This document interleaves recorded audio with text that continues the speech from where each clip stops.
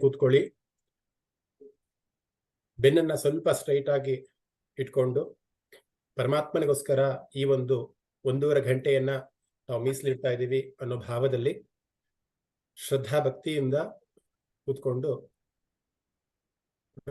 ವಿಷ್ಣು ಸಹಸ್ರನಾಮದ ಒಂದು ಕ್ಲಾಸ್ ಎಲ್ಲರೂ ಕೂಡ ಅಟೆಂಡ್ ಮಾಡಬೇಕು. ಎಲ್ಲಿ ಶ್ರದ್ಧೆ ಭಕ್ತಿ ಇರುತ್ತೋ ಅಲ್ಲಿ ಖಂಡಿತ ದೇವರು ಇರ್ತಾನೆ ಅಂತ ಶಾಸ್ತ್ರ ಹೇಳುತ್ತೆ. ಸೊ ಎಲ್ಲರೂ ಸಮಸ್ಥಿತಿಯಲ್ಲಿ ಕೂತ್ಕೊಳ್ಳಿ. ಆದ್ರೆ ಚಿನ್ಮುದ್ರೆಯನ್ನ ಇಟ್ಕೊಂಡು 3 ಬಾರಿ ಓಂಕಾರವನ್ನ ಹೇಳೋಣ. ಓಂ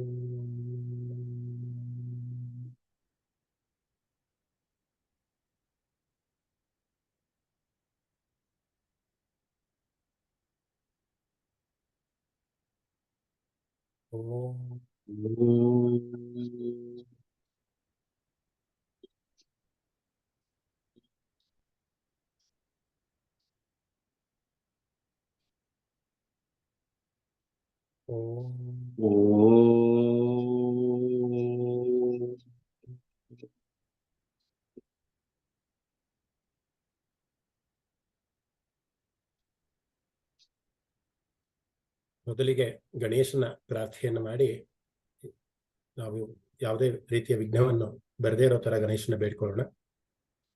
ನಿಮ್ಮೆಲ್ಲರೂ ಕೂಡ ಸುಬ್ರಹ್ಮಣ್ಯ ಭುಜಂಗಮದ ಗಣೇಶ ಶ್ಲೋಕವನ್ನು ನಿಮ್ಗೆ ಆಲ್ರೆಡಿ ಕಳಿಸಿದೀವಿ. ಪ್ರತಿ ಕ್ಲಾಸ್ನಲ್ಲಿ ನಾವು ಆ ಒಂದು ಶ್ಲೋಕವನ್ನೇ ಹೇಳಿ ಕ್ಲಾಸ್ ಪ್ರಾರಂಭ ಮಾಡುವಂಥದ್ದು. ನಿಮಗೆ ಯಾವಾಗ ಟೈಮ್ ಸಿಗುತ್ತೆ ದಯಮಾಡಿ ಆ ಒಂದು ಶ್ಲೋಕವನ್ನ ಕಂಠಸ್ಥ ಮಾಡ್ಕೊಳ್ಳೋದಕ್ಕೆ ಪ್ರಯತ್ನ ಮಾಡಿ. ಸದಾ ಬಾಲರೂಪಾಪಿ ವಿಘ್ನಾದ್ರಿಹಂತ್ರಿ ಮಹಾದಂತಿ ವಕ್ತ್ರಾಪಿ ಪಂಚಾಸ್ಯ ವಿಧೀಂದ್ರಾದಿಮೃಗ್ಯಾಗಣಂತಾಗಿಧಾಮೇ ವಿಧತ್ತಾಂ ಶ್ರಿಯಂ ಕಾಪಿ ಕಲ್ಯಾಣಮೂರ್ತಿಃ. ಹರಿ ಓಂ. ಧನ್ಯವಾದ. ಅಸ್ತು. ಸೊ 2 ಕ್ಲಾಸ್ಗಳು ಮುಗಿದಿದ್ವು. 2 ಕ್ಲಾಸ್ನಲ್ಲಿ ವಿಷ್ಣು ಸಹಸ್ರನಾಮದ ಪೀಠಿಕೆಯನ್ನ ನಾವೆಲ್ಲರೂ ಕೂಡ ಅರ್ಥೈಸ್ಕೊಂಡಿದ್ವಿ. ವಿಷ್ಣು ಸಹಸ್ರನಾಮದ ಜನನ ಹೇಗಾಯ್ತು, ಯಾವ ಸಂದರ್ಭದಲ್ಲಾಯ್ತು, ಮಹಾಭಾರತದ ಯಾವ ಪರ್ವದಲ್ಲಿ ವಿಷ್ಣು ಸಹಸ್ರನಾಮ ಬರುತ್ತೆ ಅನ್ನೋದೆಲ್ಲ ಒಂದು ಮಟ್ಟಿಗೆ ನಿಮ್ಮೆಲ್ಲರೂ ಕೂಡ ಹೇಳ್ಕೊಟ್ಟಿದ್ವಿ. ಇವತ್ತು ವಿಷ್ಣು ಸಹಸ್ರನಾಮದ ಆರಂಭ ಅನ್ನ ನಾವೆಲ್ಲರೂ ಮಾಡೋಣ. ಸೊ ಮೊದಲನೇ ಶ್ಲೋಕವನ್ನ ನಾವು ಸ್ವೀಕಾರ ಮಾಡಿ ಒಂದು ಗಣೇಶನಿಗೆ ವಂದಿಸುತ್ತಾ ಅಥವಾ ವಿಷ್ಣುವನ್ನ ಆರಾಧಿಸುವಂತಹ ಒಂದು ಶ್ಲೋಕ ಅಂತಾನೆ ಹೇಳ್ಬೋದು. ಒಂದೇ ಒಂದು ನಿಮಿಷ.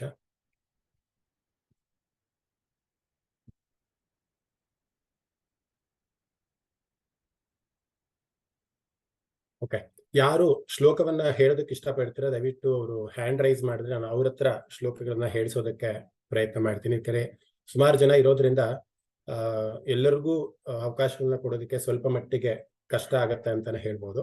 ಸೊ ಯಾರಾದ್ರೂ ಹ್ಯಾಂಡ್ ರೈಸ್ ಮಾಡಿದ್ರೆ ಅವ್ರಿಗೆ ಖಂಡಿತ ಶ್ಲೋಕಗಳ ಒಂದು ಉಚ್ಚಾರಣೆಯ ನಿಟ್ಟಿನಲ್ಲಿ ನಾವು ಪ್ರಯತ್ನ ಮಾಡ್ಬೋದು. ಸೊ ಹ್ಯಾಂಡ್ ರೈಸ್ ಮಾಡಿದ್ರೆ ಅವ್ರನ್ನ ನಾನು ಅನ್ಮ್ಯೂಟ್ ಮಾಡೋದಕ್ಕೆ ಪ್ರಯತ್ನ ಮಾಡ್ತೀನಿ. ಓಕೆ, ಸುಮಾರು ಜನ ಹ್ಯಾಂಡ್ ರೈಸ್ ಮಾಡಿದ್ದೀರಾ. ಓಕೆ, ಸೊ ನಾನು ರೂಪಾಜಿ ಕುಲಕರ್ಣಿ ಭಗಿನಿ ದಯವಿಟ್ಟು ಅನ್ಮ್ಯೂಟ್ ಮಾಡ್ಕೊಳ್ಳಿ. ಕೇಳಿಸ್ತಾ ಇದೆ ಅಲ್ವಾ? ನಮಸ್ತೆ ಮಹೋದಯ, ಕೇಳಿಸ್ತಾ ಇದೆ. ಸರಿ.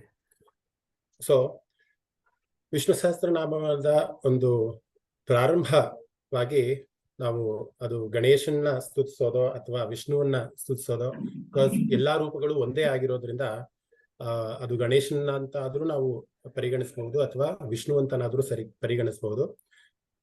ಸೊ ಮೊದಲಿಗೆ ನಾವು ಗಣೇಶನೇ ಅವನು ಅನ್ನೋ ಒಂದು ಭಾವವನ್ನು ಇಟ್ಕೊಂಡು ಈ ಒಂದು ಶ್ಲೋಕವನ್ನು ಹೇಳೋಣ. ಬೈ ನಾನು ಹೇಳ್ಕೊಡ್ತೀನಿ, ಅದೇ ರೀತಿ ನೀವು ಉಚ್ಚಾರಣೆ ಮಾಡಿ. ನಾನು 1 ಸಾರಿ ಹೇಳಿದ್ರೆ ನೀವು 2 ಸತಿ ಅದನ್ನ ರಿಪೀಟ್ ಮಾಡಿ. ಆಯ್ತು ಮಹೋದಯ. ಶುಕ್ಲಾಂಬರಧರಂ ವಿಷ್ಣುಂ ಶುಕ್ಲಾಂಬರಧರಂ ವಿಷ್ಣುಂ शुक्लाम्बरधरं विष्णुं शशिवर्णं चतुर्भुजं शशिवर्णं चतुर्भुजं शशिवर्णं चतुर्भुजम् प्रसन्नवदनं ध्यायेत् प्रसन्नवदनं ध्यायेत् प्रसन्नवदनं ध्यायेत् सर्वविघ्नोपशान्तये सर्वविघ्नोपशान्तये सर्वविघ್ನೋಪಶಾಂತಯೇ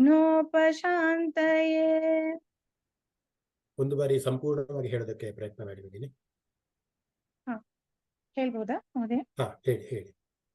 ಶುಕ್ಲಾಂಬರಧರಂ ವಿಷ್ಣುಂ ಶಶಿವರ್ಣಂ ಚತುರ್ಭುಜಂ ಪ್ರಸನ್ನವದನಂ ಧ್ಯಾಯೇತ್ ಸರ್ವವಿಘ್ನೋಪಶಾಂತಯೇ. ತುಂಬಾ ಚೆನ್ನಾಗಿ ಹೇಳಿದ್ರಿ ಭಗಿನಿ, ಧನ್ಯವಾದ. ಧನ್ಯವಾದ ಮಹೋದಯ.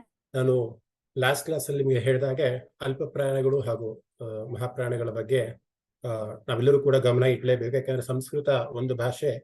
ಅಲ್ಪ ಪ್ರಾಣ ಮಹಾಪ್ರಾಣ ಆದ್ರೆ ಅಥವಾ ಮಹಾಪ್ರಾಣ ಅಲ್ಪ ಪ್ರಾಣ ಆದ್ರೆ ಅರ್ಥಗಳ ಒಂದು ಇದೇ ಬೇರೆ ಆಗತ್ತೆ ಅನ್ನೋ ದೃಷ್ಟಿಯಿಂದ. ಸೊ ಇಲ್ಲಿ ಈ ಶ್ಲೋಕದಲ್ಲಿ ಬೇಕಾದ್ರೆ ಮಾರ್ಕ್ ಮಾಡ್ಕೊಳ್ಳಿ, ನಾನು ಹೇಳಿದ್ದೆ ನಿಮ್ಗೆ ಎಲ್ಲರೂ ಪ್ರಿಂಟ್ಔಟ್ ತಗೊಳ್ಳಿ ಅಂತ. ಸೊ ನೀವೆಲ್ಲರೂ ಪ್ರಿಂಟ್ಔಟ್ ನ ತಗೊಂಡಿದ್ದ ಪಕ್ಷದಲ್ಲಿ ಸ್ವಲ್ಪ ಯಾವ ಮಹಾಪ್ರಾಣ ಅದನ್ನು ಹೇಳ್ತೀನಿ, ಅದನ್ನ ಮಾರ್ಕ್ ಮಾಡ್ಕೊಳ್ಳಿ. ಶುಕ್ಲ ಕಾ ಒಂದು ದೀರ್ಘ ಇದೆ, ಶುಕ್ಲ ಕಾ ಒಂದು ದೀರ್ಘ ಇದೆ, ಅದನ್ನ ಗಮನದಲ್ಲಿ ಇಟ್ಕೊಳ್ಳಿ. ಭರಧರಂ ಧಾ ಬಂದು ಮಹಾಪ್ರಾಣ ಇದೆ. ವಿಷ್ಣುಂ ಶಶಿವರ್ಣಂ ಚತುರ್ಭುಜಂ ಭೂ ಬಂದು ಮಹಾಪ್ರಾಣ ಇದೆ. ಭುಜಂ ಅಂತ ಹೇಳ್ಬೇಕು, ಭುಜ ಅಂತ ಹೇಳ್ಬಾರ್ದು, ಭುಜಂ ಅಂತ ಹೇಳ್ಬೇಕು. ಚತುರ್ಭುಜಂ. ಪ್ರಸನ್ನವದನಂ ಧ್ಯಾಯೇತ್ ಧ್ಯಾ ಧಾ ಒಂದು ಮಹಾಪ್ರಾಣ ಇದೆ. ಧ್ಯಾಯೇತ್ ಅಂತ ಹೇಳ್ಬೇಕು, ಅರ್ಧತ ಮಾತ್ರ ಉಚ್ಚಾರಣೆ ಆಗ್ಬೇಕು. ಸರ್ವ ವಿಘ್ನೋಪ ಆ ಘಾನು ಕೂಡ ವಿಘ್ನ ಅದು ಕೂಡ ಮಹಾಪ್ರಾಣದಲ್ಲಿದೆ. ಶಾಂತಯೇ ಮುಂದೆ ತಕಾರ ಇರೋದ್ರಿಂದ ಮುಂಚೆ ಲಾಸ್ಟ್ ಕ್ಲಾಸ್ ಅಲ್ಲಿ ಹೇಳಿದ ಹಾಗೆ ತವರ್ಗದ ಕೊನೆ ಅಕ್ಷರ ನಕಾರವಾಗಿರೋದ್ರಿಂದ ತಾನ್ ಅಂತ ಹೇಳ್ಬೇಕು. ಶಾಂತಯೇ ಅಂತ ಹೇಳ್ಬೇಕಾಗತ್ತೆ. ಇಷ್ಟನ್ನ ಗ್ಯಾಪ್ ಹೇಳ್ಕೊಳ್ಳಿ. ನಾ ಇನ್ನೊಮ್ಮೆ ಈ ಶ್ಲೋಕವನ್ನ ಹೇಳ್ತೀನಿ. ಶುಕ್ಲಾಂಬರಧರಂ ವಿಷ್ಣುಂ ಶಶಿವರ್ಣಂ ಚತುರ್ಭುಜಂ ಪ್ರಸನ್ನವದನಂ ಧ್ಯಾಯೇತ್ ಸರ್ವವಿಘ್ನೋಪಶಾಂತಯೇ. ನಿಮ್ಮೆಲ್ಲರೂ ಕೂಡ ಅನ್ಸಿರ್ಬೋದು, ಏನ್ ಮಹೋದಯ ಇಷ್ಟು ಸ್ಟ್ರೆಸ್ ಮಾಡಿ ಹೇಳ್ತಾರೆ ಮಹಾಪ್ರಾಣಿಗಳನ್ನ ಅಂತ. ಒಮ್ಮೆ ಅಭ್ಯಾಸವನ್ನ ಮಾಡ್ಬಿಟ್ರೆ ನಮ್ಗೆ ಅರಿವಿಲ್ದಲೇ ಕೂಡ ನಾವು ಅಲ್ಪ ಪ್ರಾಣ ಮಹಾಪ್ರಾಣಗಳನ್ನ ಸರಿಯಾಗಿ ಉಚ್ಚಾರಣೆ ಮಾಡ್ತಾ ಹೋಗ್ತೀವಿ. ಅದರ ನಿಟ್ಟಿನಿಂದ ಸ್ವಲ್ಪ ಅಲ್ಪ ಪ್ರಾಣ ಮಹಾಪ್ರಾಣಿಗಳಿಗೆ ಒತ್ತನ್ನ ಕೊಡೋದು ಅವಶ್ಯಕತೆ ಇದೆ. ಸೊ ಇನ್ನು ಯಾವ್ದು ನಾವು ಶ್ಲೋಕಗಳನ್ನ ಯಾವ ರೀತಿ ಹೇಳ್ಕೊಡ್ತೀವಿ ಮುಂದಿನ ತರಗತಿಗಳಲ್ಲಿ ಅಂದ್ರೆ, ಈ ಒಂದು ಶ್ಲೋಕ ಹೇಳಿ ಅದರ ಒಂದು ಪದಚ್ಛೇದವನ್ನ ನಾವು ಮಾಡೋದಕ್ಕೆ ಟ್ರೈ ಮಾಡೋಣ. ಸೊ ಈ ಶ್ಲೋಕದಲ್ಲಿ ನೀವು ಬೇಕಾದ್ರೆ ಅವಶ್ಯಕತೆ ಇದ್ರೆ ಬರ್ಕೊಬಹುದು ಪದಚ್ಛೇದವನ್ನ. ಶುಕ್ಲ ಅಂಬರ ಧರಂ ವಿಷ್ಣು ಶಶಿ ವರ್ಣಂ ಚತುರ್ಭುಜಂ. ಮತ್ತೊಮ್ಮೆ ಹೇಳ್ತೀನಿ, ಸ್ವಲ್ಪ ಫಾಸ್ಟ್ ಆಗಿ ಹೇಳಿದೆ ಅನಿಸುತ್ತೆ. ಶುಕ್ಲ ಅಂಬರ ಧರಂ ವಿಷ್ಣು ಶಶಿ ವರ್ಣ ಚತುರ್ಭುಜಂ. ಈ ರೀತಿ ಅದರ ಒಂದು ಪದಚ್ಛೇದ ಇರುತ್ತೆ. ಅದರ ಅರ್ಥಗಳನ್ನು ಹೇಳ್ತೀರಿ, ಅವಶ್ಯಕತೆ ಇದ್ರೆ ಬರ್ಕೊಳ್ಳಿ. ಶುಕ್ಲ ಅಂದ್ರೆ ಬಿಳಿ ಅಂತ, ಅಂಬರ ಅಂತ ಅಂದ್ರೆ ಬಟ್ಟೆಗಳು ಅಥವಾ ವಸ್ತ್ರ ಅನ್ನುವಂತ ಅರ್ಥ ಬರುತ್ತೆ. ಧರಂ ಅಂದ್ರೆ ಧರಿಸಿರುವವನು ಅನ್ನುವಂತ ಬರುತ್ತೆ. ಬಿಳಿ ಬಟ್ಟೆ ಅಥವಾ ವಸ್ತ್ರವನ್ನು ಧರಿಸಿರುವಂತಹ ಅನ್ನೋ ಅರ್ಥ ಬರೋದು. ಶುಕ್ಲ ಅಂದ್ರೆ ಬಿಳಿ, ಅಂಬರ ಅಂದ್ರೆ ವಸ್ತ್ರ ಅಥವಾ ಬಟ್ಟೆ, ಧರಂ ಅಂತ ಅಂದ್ರೆ ಧರಿಸಿರುವವ,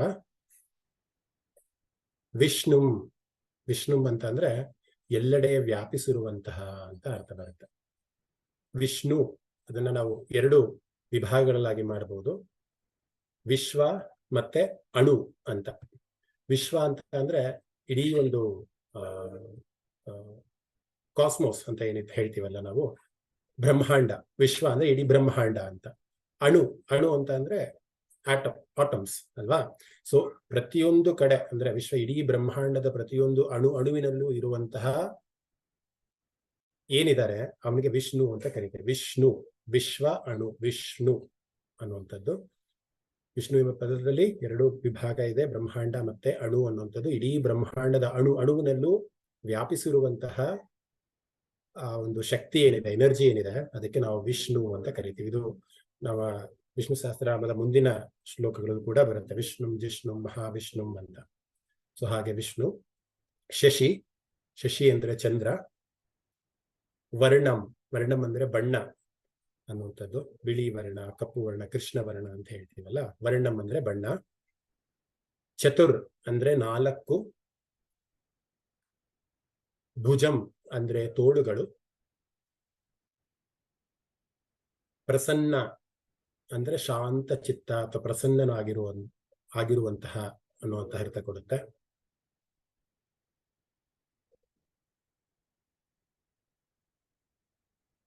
ನಾನು ಯಾಕೆ ಪದಚ್ಛೇದ ಮಾಡಿ ಅದರ ಅರ್ಥ ಹೇಳ್ತಾ ಇದ್ದೀನಿ ಅಂದ್ರೆ, ಮುಂದೆ ನೀವು ಶ್ಲೋಕಗಳನ್ನ ಹೇಳ್ತಿರ್ಬೇಕಂದ್ರೆ ಅದು ನಿಮ್ಗೆ ಮರುಕಳಿಸುತ್ತೆ. ಹೀಗಲ್ವಾ ಈ ಶ್ಲೋಕದ ಅರ್ಥ ಅಂತ ಒಂದು ಖುಷಿ ಕೂಡ ಕೊಡುತ್ತೆ. ಅರ್ಥೈಸ್ಕೊಂಡು ಹೇಳಿದಾಗ ಅದಕ್ಕೆ ಆ ಭಾವ ಇನ್ನೂ ಚೆನ್ನಾಗಿ ಬರುತ್ತೆ ಅನ್ನೋ ದೃಷ್ಟಿಯಿಂದ. ಸೊ ವರ್ಣಂ ಅಂದ್ರೆ ಬಣ್ಣ, ಚತುರ್ ಅಂದ್ರೆ 4, ಭುಜಂ ಅಂದ್ರೆ ತೋಳುಗಳು, ಪ್ರಸನ್ನ ಅಂದ್ರೆ ಶಾಂತಚಿತ್ತ, ವದನಂ ಅಂದ್ರೆ ಮುಖ. ಸಂಸ್ಕೃತದಲ್ಲಿ ಮುಖಕ್ಕೆ ವದನಂ ಅಂತ ಕರೀತಾರೆ.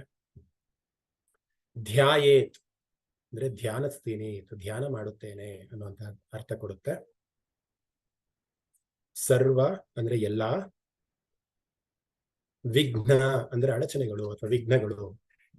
ಸಂಸ್ಕೃತ ಕನ್ನಡಕ್ಕೆ ಬಹಳ ಹತ್ತಿರವಾದಂತಹ ಭಾಷೆ. ಕನ್ನಡದಲ್ಲೂ 50ರಿಂದ 60 ಭಾಗದ ಅಕ್ಷರಗಳು ನಮ್ಗೆ ಸಂಸ್ಕೃತದಲ್ಲೇ ಇಂದಲೇ ತಗೊಂಡಿರುವಂತದ್ದು. ಯಾವುದೇ ವಿಘ್ನಗಳಿಲ್ದಲೇ ನೆರವೇರಿಸಪ್ಪ ಅಂತ ಹೇಳ್ತೀವಲ್ಲ, ವಿಘ್ನ ಅಂದ್ರೆ ಅಡಚಣೆಗಳು. ಉಪಶಾಂತಯೇ ಅಂತಂದ್ರೆ ನಿರ್ವಹಣೆ ಮಾಡು ಅಥವಾ ಅದನ್ನ ನಿರ್ವಹಿಸು ಅಂತ. ಸರ್ವ ವಿಘ್ನೋಪಶಾಂತಯೇ, ವಿಘ್ನ ಉಪಶಾಂತಯೇ ಅಲ್ಲಿ ಬಿಡಿಸ್ಕೊಬೇಕಾಗತ್ತೆ. ವಿಘ್ನೋಪಶಾಂತಯೇ ಅಂದ್ರೆ ಉಪಶಾಂತಯೇ, ವಿಘ್ನದ ನಿವಾರಣೆಯನ್ನು ಮಾಡುವಂಥವನು. ಸೊ ಈಗ ಶ್ಲೋಕದ ಸಂಪೂರ್ಣ ಅರ್ಥವನ್ನ ಹೇಳ್ಬೇಕಾದ್ರೆ, ಬಿಳಿ ವಸ್ತ್ರ ಧರಿಸಿರುವ, ಎಲ್ಲೆಡೆ ವ್ಯಾಪಿಸಿರುವ, ಚಂದ್ರನ ಬಣ್ಣಕ್ಕೆ ಹೋಲುವ, 4 ತೋಳುಗಳಿರುವ, ಪ್ರಸನ್ನ ಮುಖವಿರುವ ಅವರನ್ನು, ಏನಿಷ್ಟೆಲ್ಲ ವಿವರಣೆ ಮಾಡಿದ್ದಾರಲ್ಲ, ಬಿಳಿ ವಸ್ತ್ರ ಧರಿಸಿರುವ, ಎಲ್ಲೆಡೆ ವ್ಯಾಪಿಸಿರುವ, ಚಂದ್ರನ ಬಣ್ಣವನ್ನು ಹೋಲುವ, 4 ತೋಳುಗಳಿರುವ, ಪ್ರಸನ್ನ ಮುಖವಿರುವ ಅವರನ್ನು ನಾನು ಧ್ಯಾನಿಸುತ್ತೇನೆ ಅಥವಾ ಧ್ಯಾನ ಮಾಡುತ್ತೇನೆ. ಅವರ ಧ್ಯಾನದಿಂದ ಎಲ್ಲಾ ಅಡಚಣೆಗಳು ನಿವಾರಣೆಯಾಗುತ್ತವೆ. ಯಾರ್ಯಾರು ಬರ್ಕೊಂತಾ ಇದ್ದೀರೋ ಅವ್ರಿಗೆ ಸ್ವಲ್ಪ ಫಾಸ್ಟ್ ಅಂತ ಅನ್ಸ್ಬೋದು ನಿಮ್ಗೆ. ಇನ್ನೂ ಸ್ವಲ್ಪ ಜೋರಾಗಿ ಮಾತಾಡ್ಬೇಕಾ? ಯಾರೋ ಮೆಸೇಜ್ ಹಾಕಿದ್ರ ಪ್ಲೀಸ್ ಬಿ ಲೌಡ್ ಅಂತ. ಓಕೆ, ಆಯ್ತು, ಇನ್ನೂ ಜೋರಾಗಿ ಹೇಳೋ ಪ್ರಯತ್ನ ಮಾಡ್ತೀನಿ. ಬಿಳಿ ವಸ್ತ್ರವನ್ನು ಧರಿಸಿರುವಂತಹ, ಎಲ್ಲೆಡೆ ವ್ಯಾಪಿಸಿರುವಂತಹ, ಚಂದ್ರನ ಬಣ್ಣವನ್ನು ಹೋಲುವಂತಹ, 4 ತೋಳುಗಳು ಇರುವಂತಹ, ಪ್ರಸನ್ನ ಮುಖವಿರುವಂತಹ,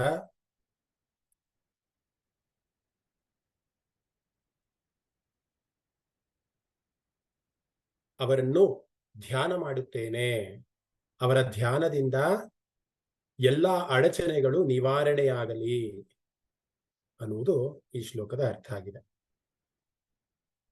ಶುಕ್ಲಾಂಬರಧರಂ ವಿಷ್ಣುಂ ಶಶಿವರ್ಣಂ ಚತುರ್ಭುಜಂ ಪ್ರಸನ್ನವದನಂ ಧ್ಯಾಯೇತ್ ಸರ್ವವಿಘ್ನೋಪಶಾಂತಯೇ.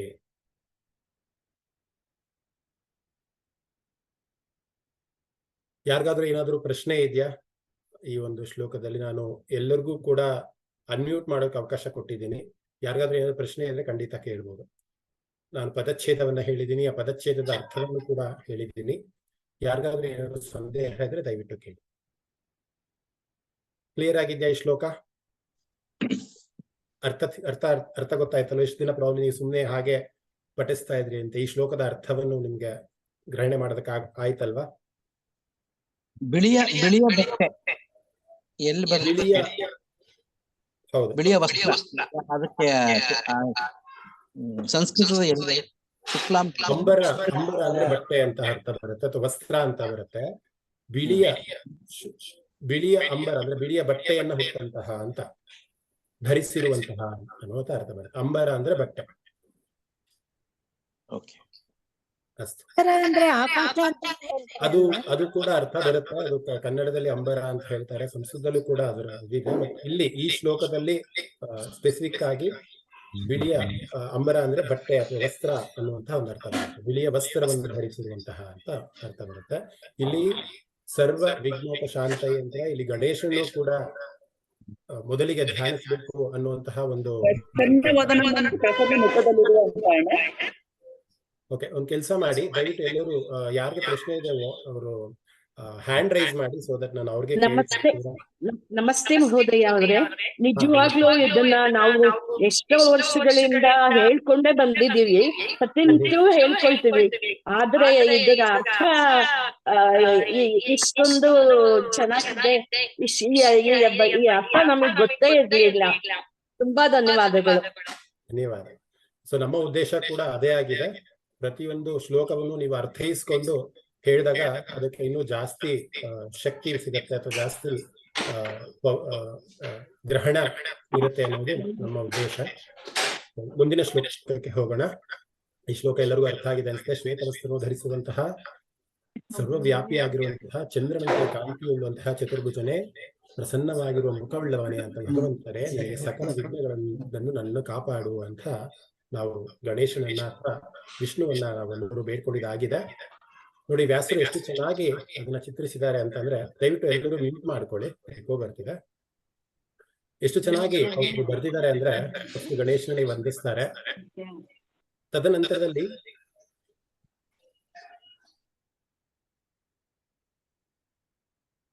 ಓಕೆ, ಇನ್ನೊಂದ್ಸತಿ ರಿಪೀಟ್ ಮಾಡಿ ಅಂತ ಮೆಸೇಜ್ ಹಾಕ್ತಿದ್ದಾರೆ. ಓಕೆ, ಇನ್ನೊಂದ್ಸತಿ ಹೇಳ್ತೀನಿ. ದಯವಿಟ್ಟು ಯಾರ್ಯಾರು ಬರ್ಕೊಂತಿರಲ್ವೋ ಅವ್ರಿಗೆ ಸ್ವಲ್ಪ ಸ್ಲೋ ಅನ್ಸುತ್ತೆ, ಬಟ್ ದಯವಿಟ್ಟು ಕ್ಷಮೆ ಇರಲಿ.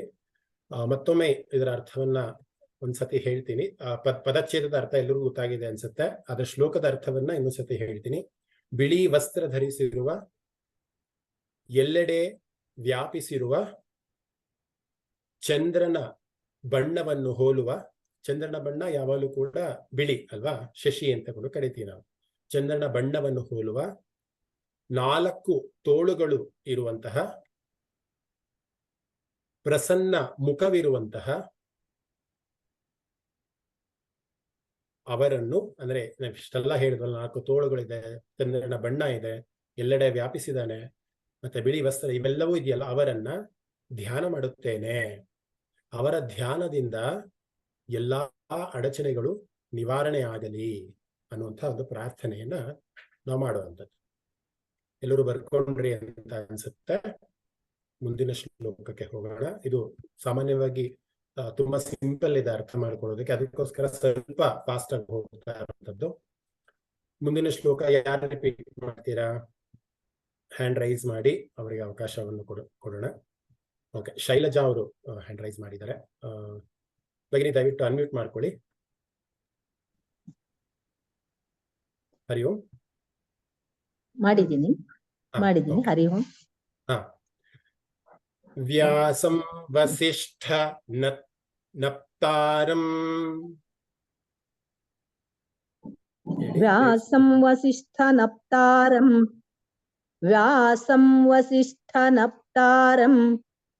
ಶಕ್ತೇ ಪೌತ್ರಮಕಲ್ಮಷಂ.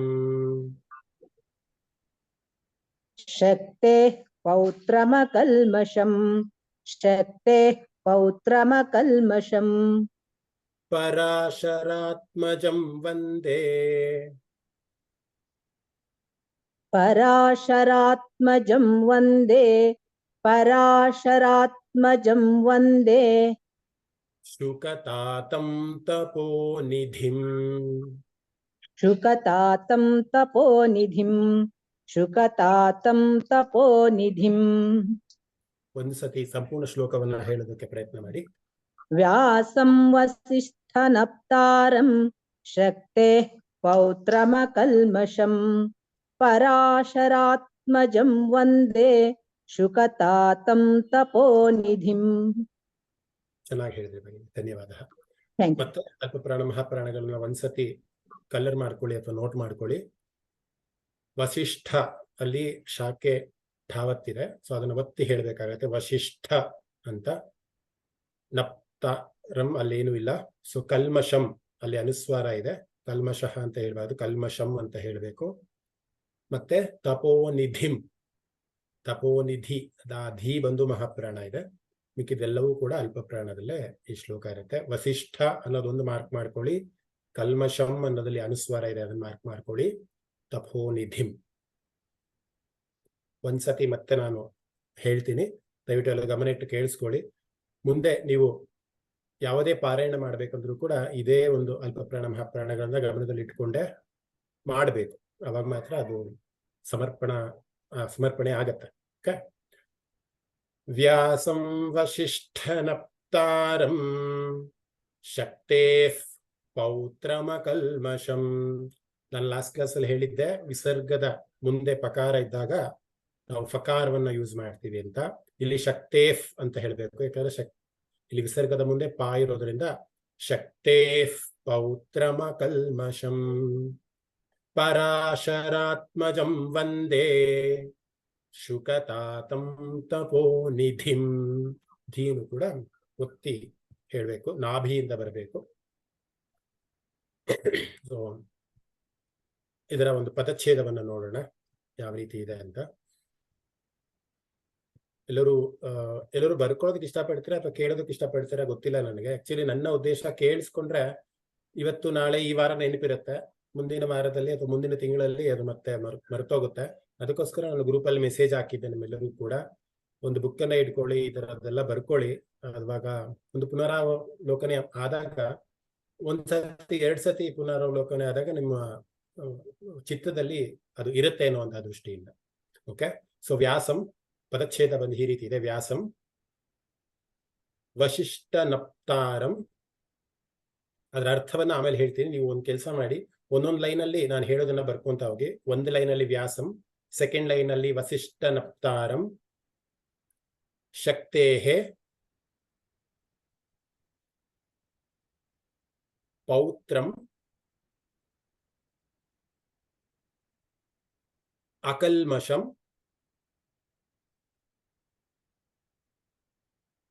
ಅಕಲ್ಮಷಂ ಆಯ್ತಲ್ವಾ. ಪರಾಸರ ಆತ್ಮಜಂ ವಂದೇ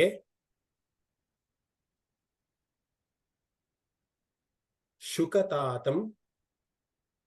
ಶುಕತಾತಂ ಒಟ್ಟಿಗೆ ಬರ್ಕೊಳ್ಳಿ, ಶುಕತಾತಂ ತಪೋನಿಧಿಂ. ಒಟ್ಟು 10 ಪದಚ್ಛೇದಗಳಾಗಿದೆ. ಅಲ್ಲಿ ಈಸ್ ಈಕ್ವಲ್ ಅಂತ ಹಾಕ್ಬಿಟ್ಟು ಅದರ ಅರ್ಥವನ್ನು ಕೂಡ ಕನ್ನಡದಲ್ಲಿ ಬೇಕಾದ್ರೆ ನೀವು ಬರ್ಕೊಬಹುದು. ವ್ಯಾಸಂ ಅಂದ್ರೆ ವ್ಯಾಸ, ವ್ಯಾಸರಿಗೆ ಅಂತ ವ್ಯಾಸ. ವಸಿಷ್ಠ ನಪ್ತಾರಂ ಅಂದ್ರೆ ವಸಿಷ್ಠರ ಮರಿ ಮೊಮ್ಮಗ ಅಂತ ಬರ್ಕೊಳ್ಳಿ. ವಸಿಷ್ಠ ನಪ್ತಾರಂ ಅಂದ್ರೆ ವಸಿಷ್ಠನ ಮರಿ ಮೊಮ್ಮಗ. ಶಕ್ತೇಹೇ ಅಂದ್ರೆ ಶಕ್ತಿಯ, ಶಕ್ತಿ ಅನ್ನೋದು ಒಂದು ಹೆಸರು, ಶಕ್ತಿಯ. ಪೌತ್ರಂ ಅಂದ್ರೆ ಮೊಮ್ಮಗ, ಮೇಲ್ಗಡೆ ನಪ್ತಾರಂ ಅಂದ್ರೆ ಮರಿ ಮೊಮ್ಮಗ, ಪೌತ್ರಂ ಅಂದ್ರೆ ಮೊಮ್ಮಗ. ಅಕಲ್ಮಷಂ ಅಂದ್ರೆ ಪಾಪರಹಿತ ಅನ್ನುವಂತ ಅರ್ಥ ಕೊಡುತ್ತೆ. ಅಕಲ್ಮಷಂ ಅಂದ್ರೆ ಪಾಪರಹಿತ. ಪರಾಶರ ಅದು ಕೂಡ ಹೆಸರು, ವ್ಯಾಸರ ತಂದೆಯ ಹೆಸರು ಪರಾಶರ, ಸೊ ಪರಾಶರ ಹಾಗೆ ಬರುತ್ತೆ. ಆತ್ಮಜಂ ಅಂದ್ರೆ ಮಗ. ವಂದೇ ಅಂದ್ರೆ ವಂದಿಸುತ್ತೇನೆ. ಶುಕತಾತಂ ಅಂದ್ರೆ ಶುಕನ ತಂದೆ. ಶುಕ ಅನ್ನೋದು ವ್ಯಾಸರ ಮಗನ ಹೆಸರು. ಶುಕನ ತಂದೆ ಒಂದು ವ್ಯಾಸ. ಶುಕ ತಾತಂ ಅಂದ್ರೆ ಶುಕನ ತಂದೆ. ತಪೋನಿಧಿಂ ತಪಸ್ಸಿನ ನಿಧಿ ಅಂತ. ಎಲ್ಲರೂ ಬರ್ಕೊಂಡಿದ್ದೀರಾ ಅಂತ ಅನ್ಸುತ್ತೆ. ಈ ಶ್ಲೋಕದಲ್ಲಿ ವ್ಯಾಸರ ಒಂದು ವಂಶವೃಕ್ಷವನ್ನ ಹೇಳ್ತಾ ಇರುವಂಥದ್ದು. ವ್ಯಾಸರ ಏನು ರಾಮಾಯಣವನ್ನು ಬರೆದಿದ್ದಾರೆ ವ್ಯಾಸರು, ಅವರು ಹೇಗೆ ಜನನ ಆಯ್ತು, ಅವರ ಮೊಮ್ಮಗ ಯಾರು, ಮಗ ಯಾರು ಅನ್ನೋದನ್ನ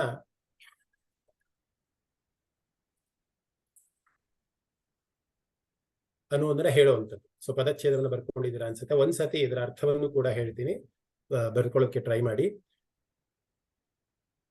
ಯಾರು ವಸಿಷ್ಠರ ಮರಿಮೊಮ್ಮಗನಾಗಿದ್ದಾನೋ, ಯಾರು ವಸಿಷ್ಠರ ಮರಿಮೊಮ್ಮಗನಾಗಿದ್ದಾನೋ, ಶಕ್ತಿಯ ಮೊಮ್ಮಗನಾಗಿದ್ದಾನೋ,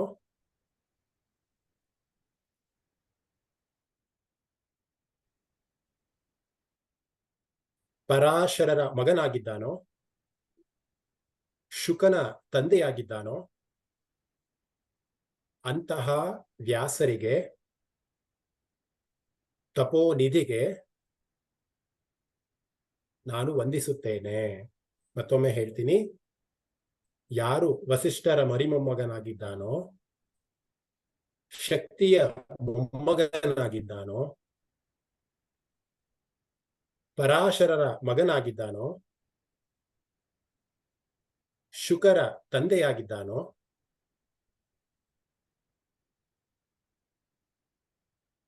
ತಪಸ್ಸಿನ ನಿಧಿಯಾಗಿದ್ದಾನೋ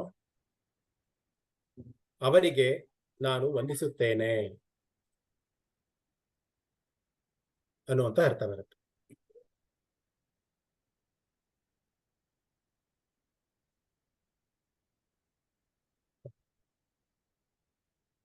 ಇದರ ಅರ್ಥವನ್ನ ಸ್ವಲ್ಪ ಗ್ರಹಿಸೋಣ. ಎಲ್ಲರಿಗೂ ಕೂಡ ಬರೆದು ಸ್ವಲ್ಪ ಕೈ ಇದಾಗಿದೆ ಅನ್ಸುತ್ತೆ. ಯಾಕಂದ್ರೆ ಯಾರಿಗೂ ಕೂಡ ಬರೆದು ಅಭ್ಯಾಸ ಇಲ್ಲ.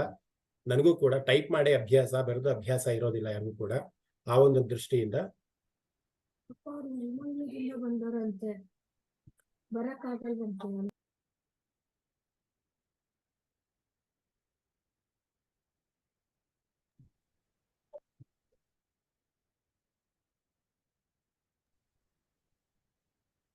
ಓಕೆ, ಸೊ ಇದರ ಅರ್ಥವನ್ನ ಒಂದ್ಸತಿ ನೋಡೋಣ.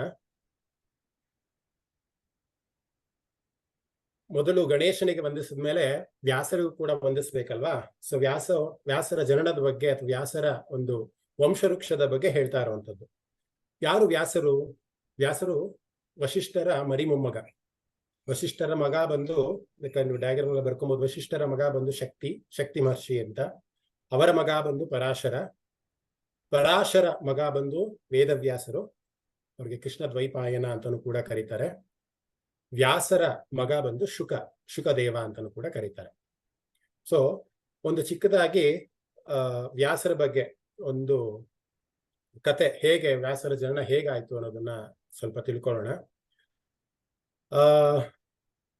ನಿಮ್ಗೆಲ್ಲರಿಗೂ ಗೊತ್ತಿರೋ ಹಾಗೆ ಪರಾಶರರ ಮಗ ವ್ಯಾಸ. ಸೊ ಪರಾಶರರು ಒಬ್ರು ದೊಡ್ಡ ಮಹರ್ಷಿಗಳು, ಬಹಳ ಬ್ರಹ್ಮಜ್ಞಾನವನ್ನ ತಿಳಿದಂತಹ ಒಂದು ಮಹರ್ಷಿ ಅವರು. ಒಂದು ದಿನ ಅವರು ಯಮುನಾ ತಟದ ನದಿಯನ್ನ ದಾಟಬೇಕಾದಂತಹ ಒಂದು ಪ್ರಸಂಗ ಬರುತ್ತೆ. ಅವಾಗ ಒಂದು ಯಮುನಾ ನದಿಯನ್ನ ದಾಟಬೇಕು ಅಂದಾಗ ಯಮುನಾ ನದಿಯ ತಟದಲ್ಲಿ ಅವರು ಬಂದು ನಿಂತ್ಕೊಂತಾರೆ. ಸಾಮಾನ್ಯವಾಗಿ ಅಲ್ಲಿ ದಾಶರಾಜ ಅಥವಾ ಒಬ್ಬ ಬೆಸ್ತ, ಅಂದ್ರೆ ಮೀನು ಹಿಡಿಯುವ ಬೆಸ್ತ, ಅವನ ಹೆಸರು ದಾಶರಾಜ ಅಂತ ಅಥವಾ ದಾಶ ಅಂತಾನು ಕೂಡ ಕರೀತಾರೆ.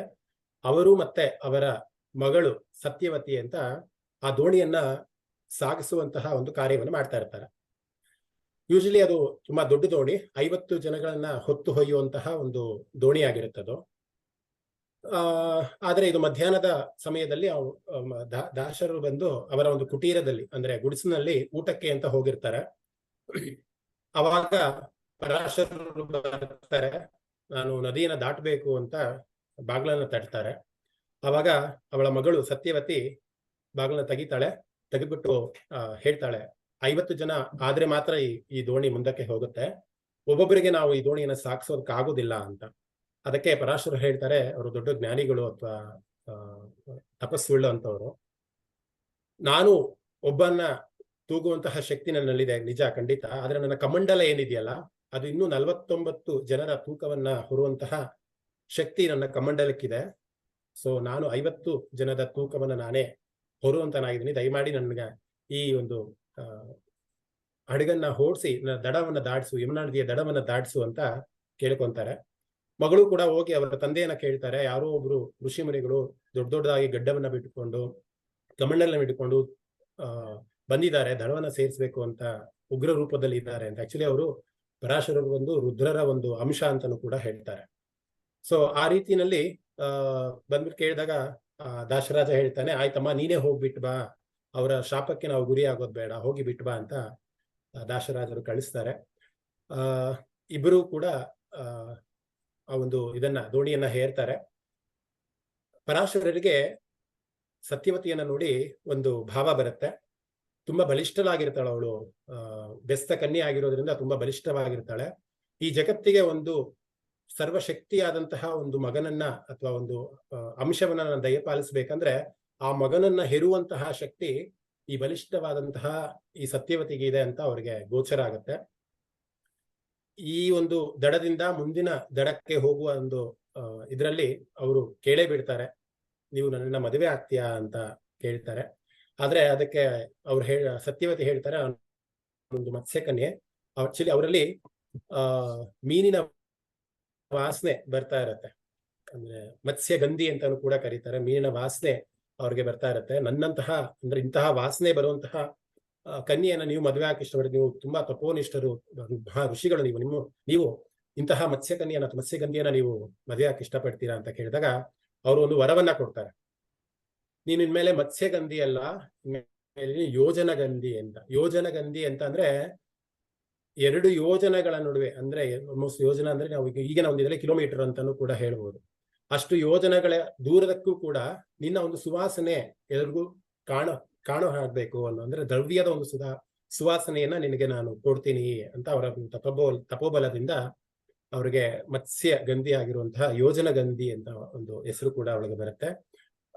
2-3 ಯೋಜನೆಗಳ ಒಂದು ಪರಿಮಿತಿಯಲ್ಲಿ ಸತ್ಯವತಿ ಎಲ್ಲೇ ಇದ್ರೂ ಕೂಡ ಅವಳ ಒಂದು ಸುವಾಸನೆ ಬರುವಂತಹ ಒಂದು ಇದನ್ನ ಅವ್ರು ಕೊಡ್ತಾರೆ.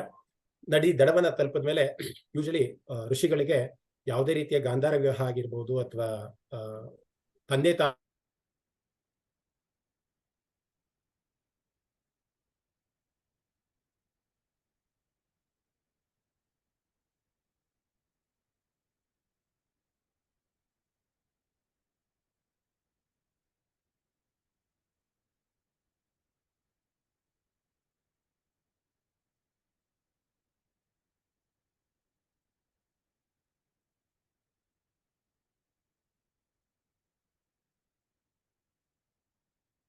ದಯವಿಟ್ಟು ಕ್ಷಮೆ ಇರಲಿ.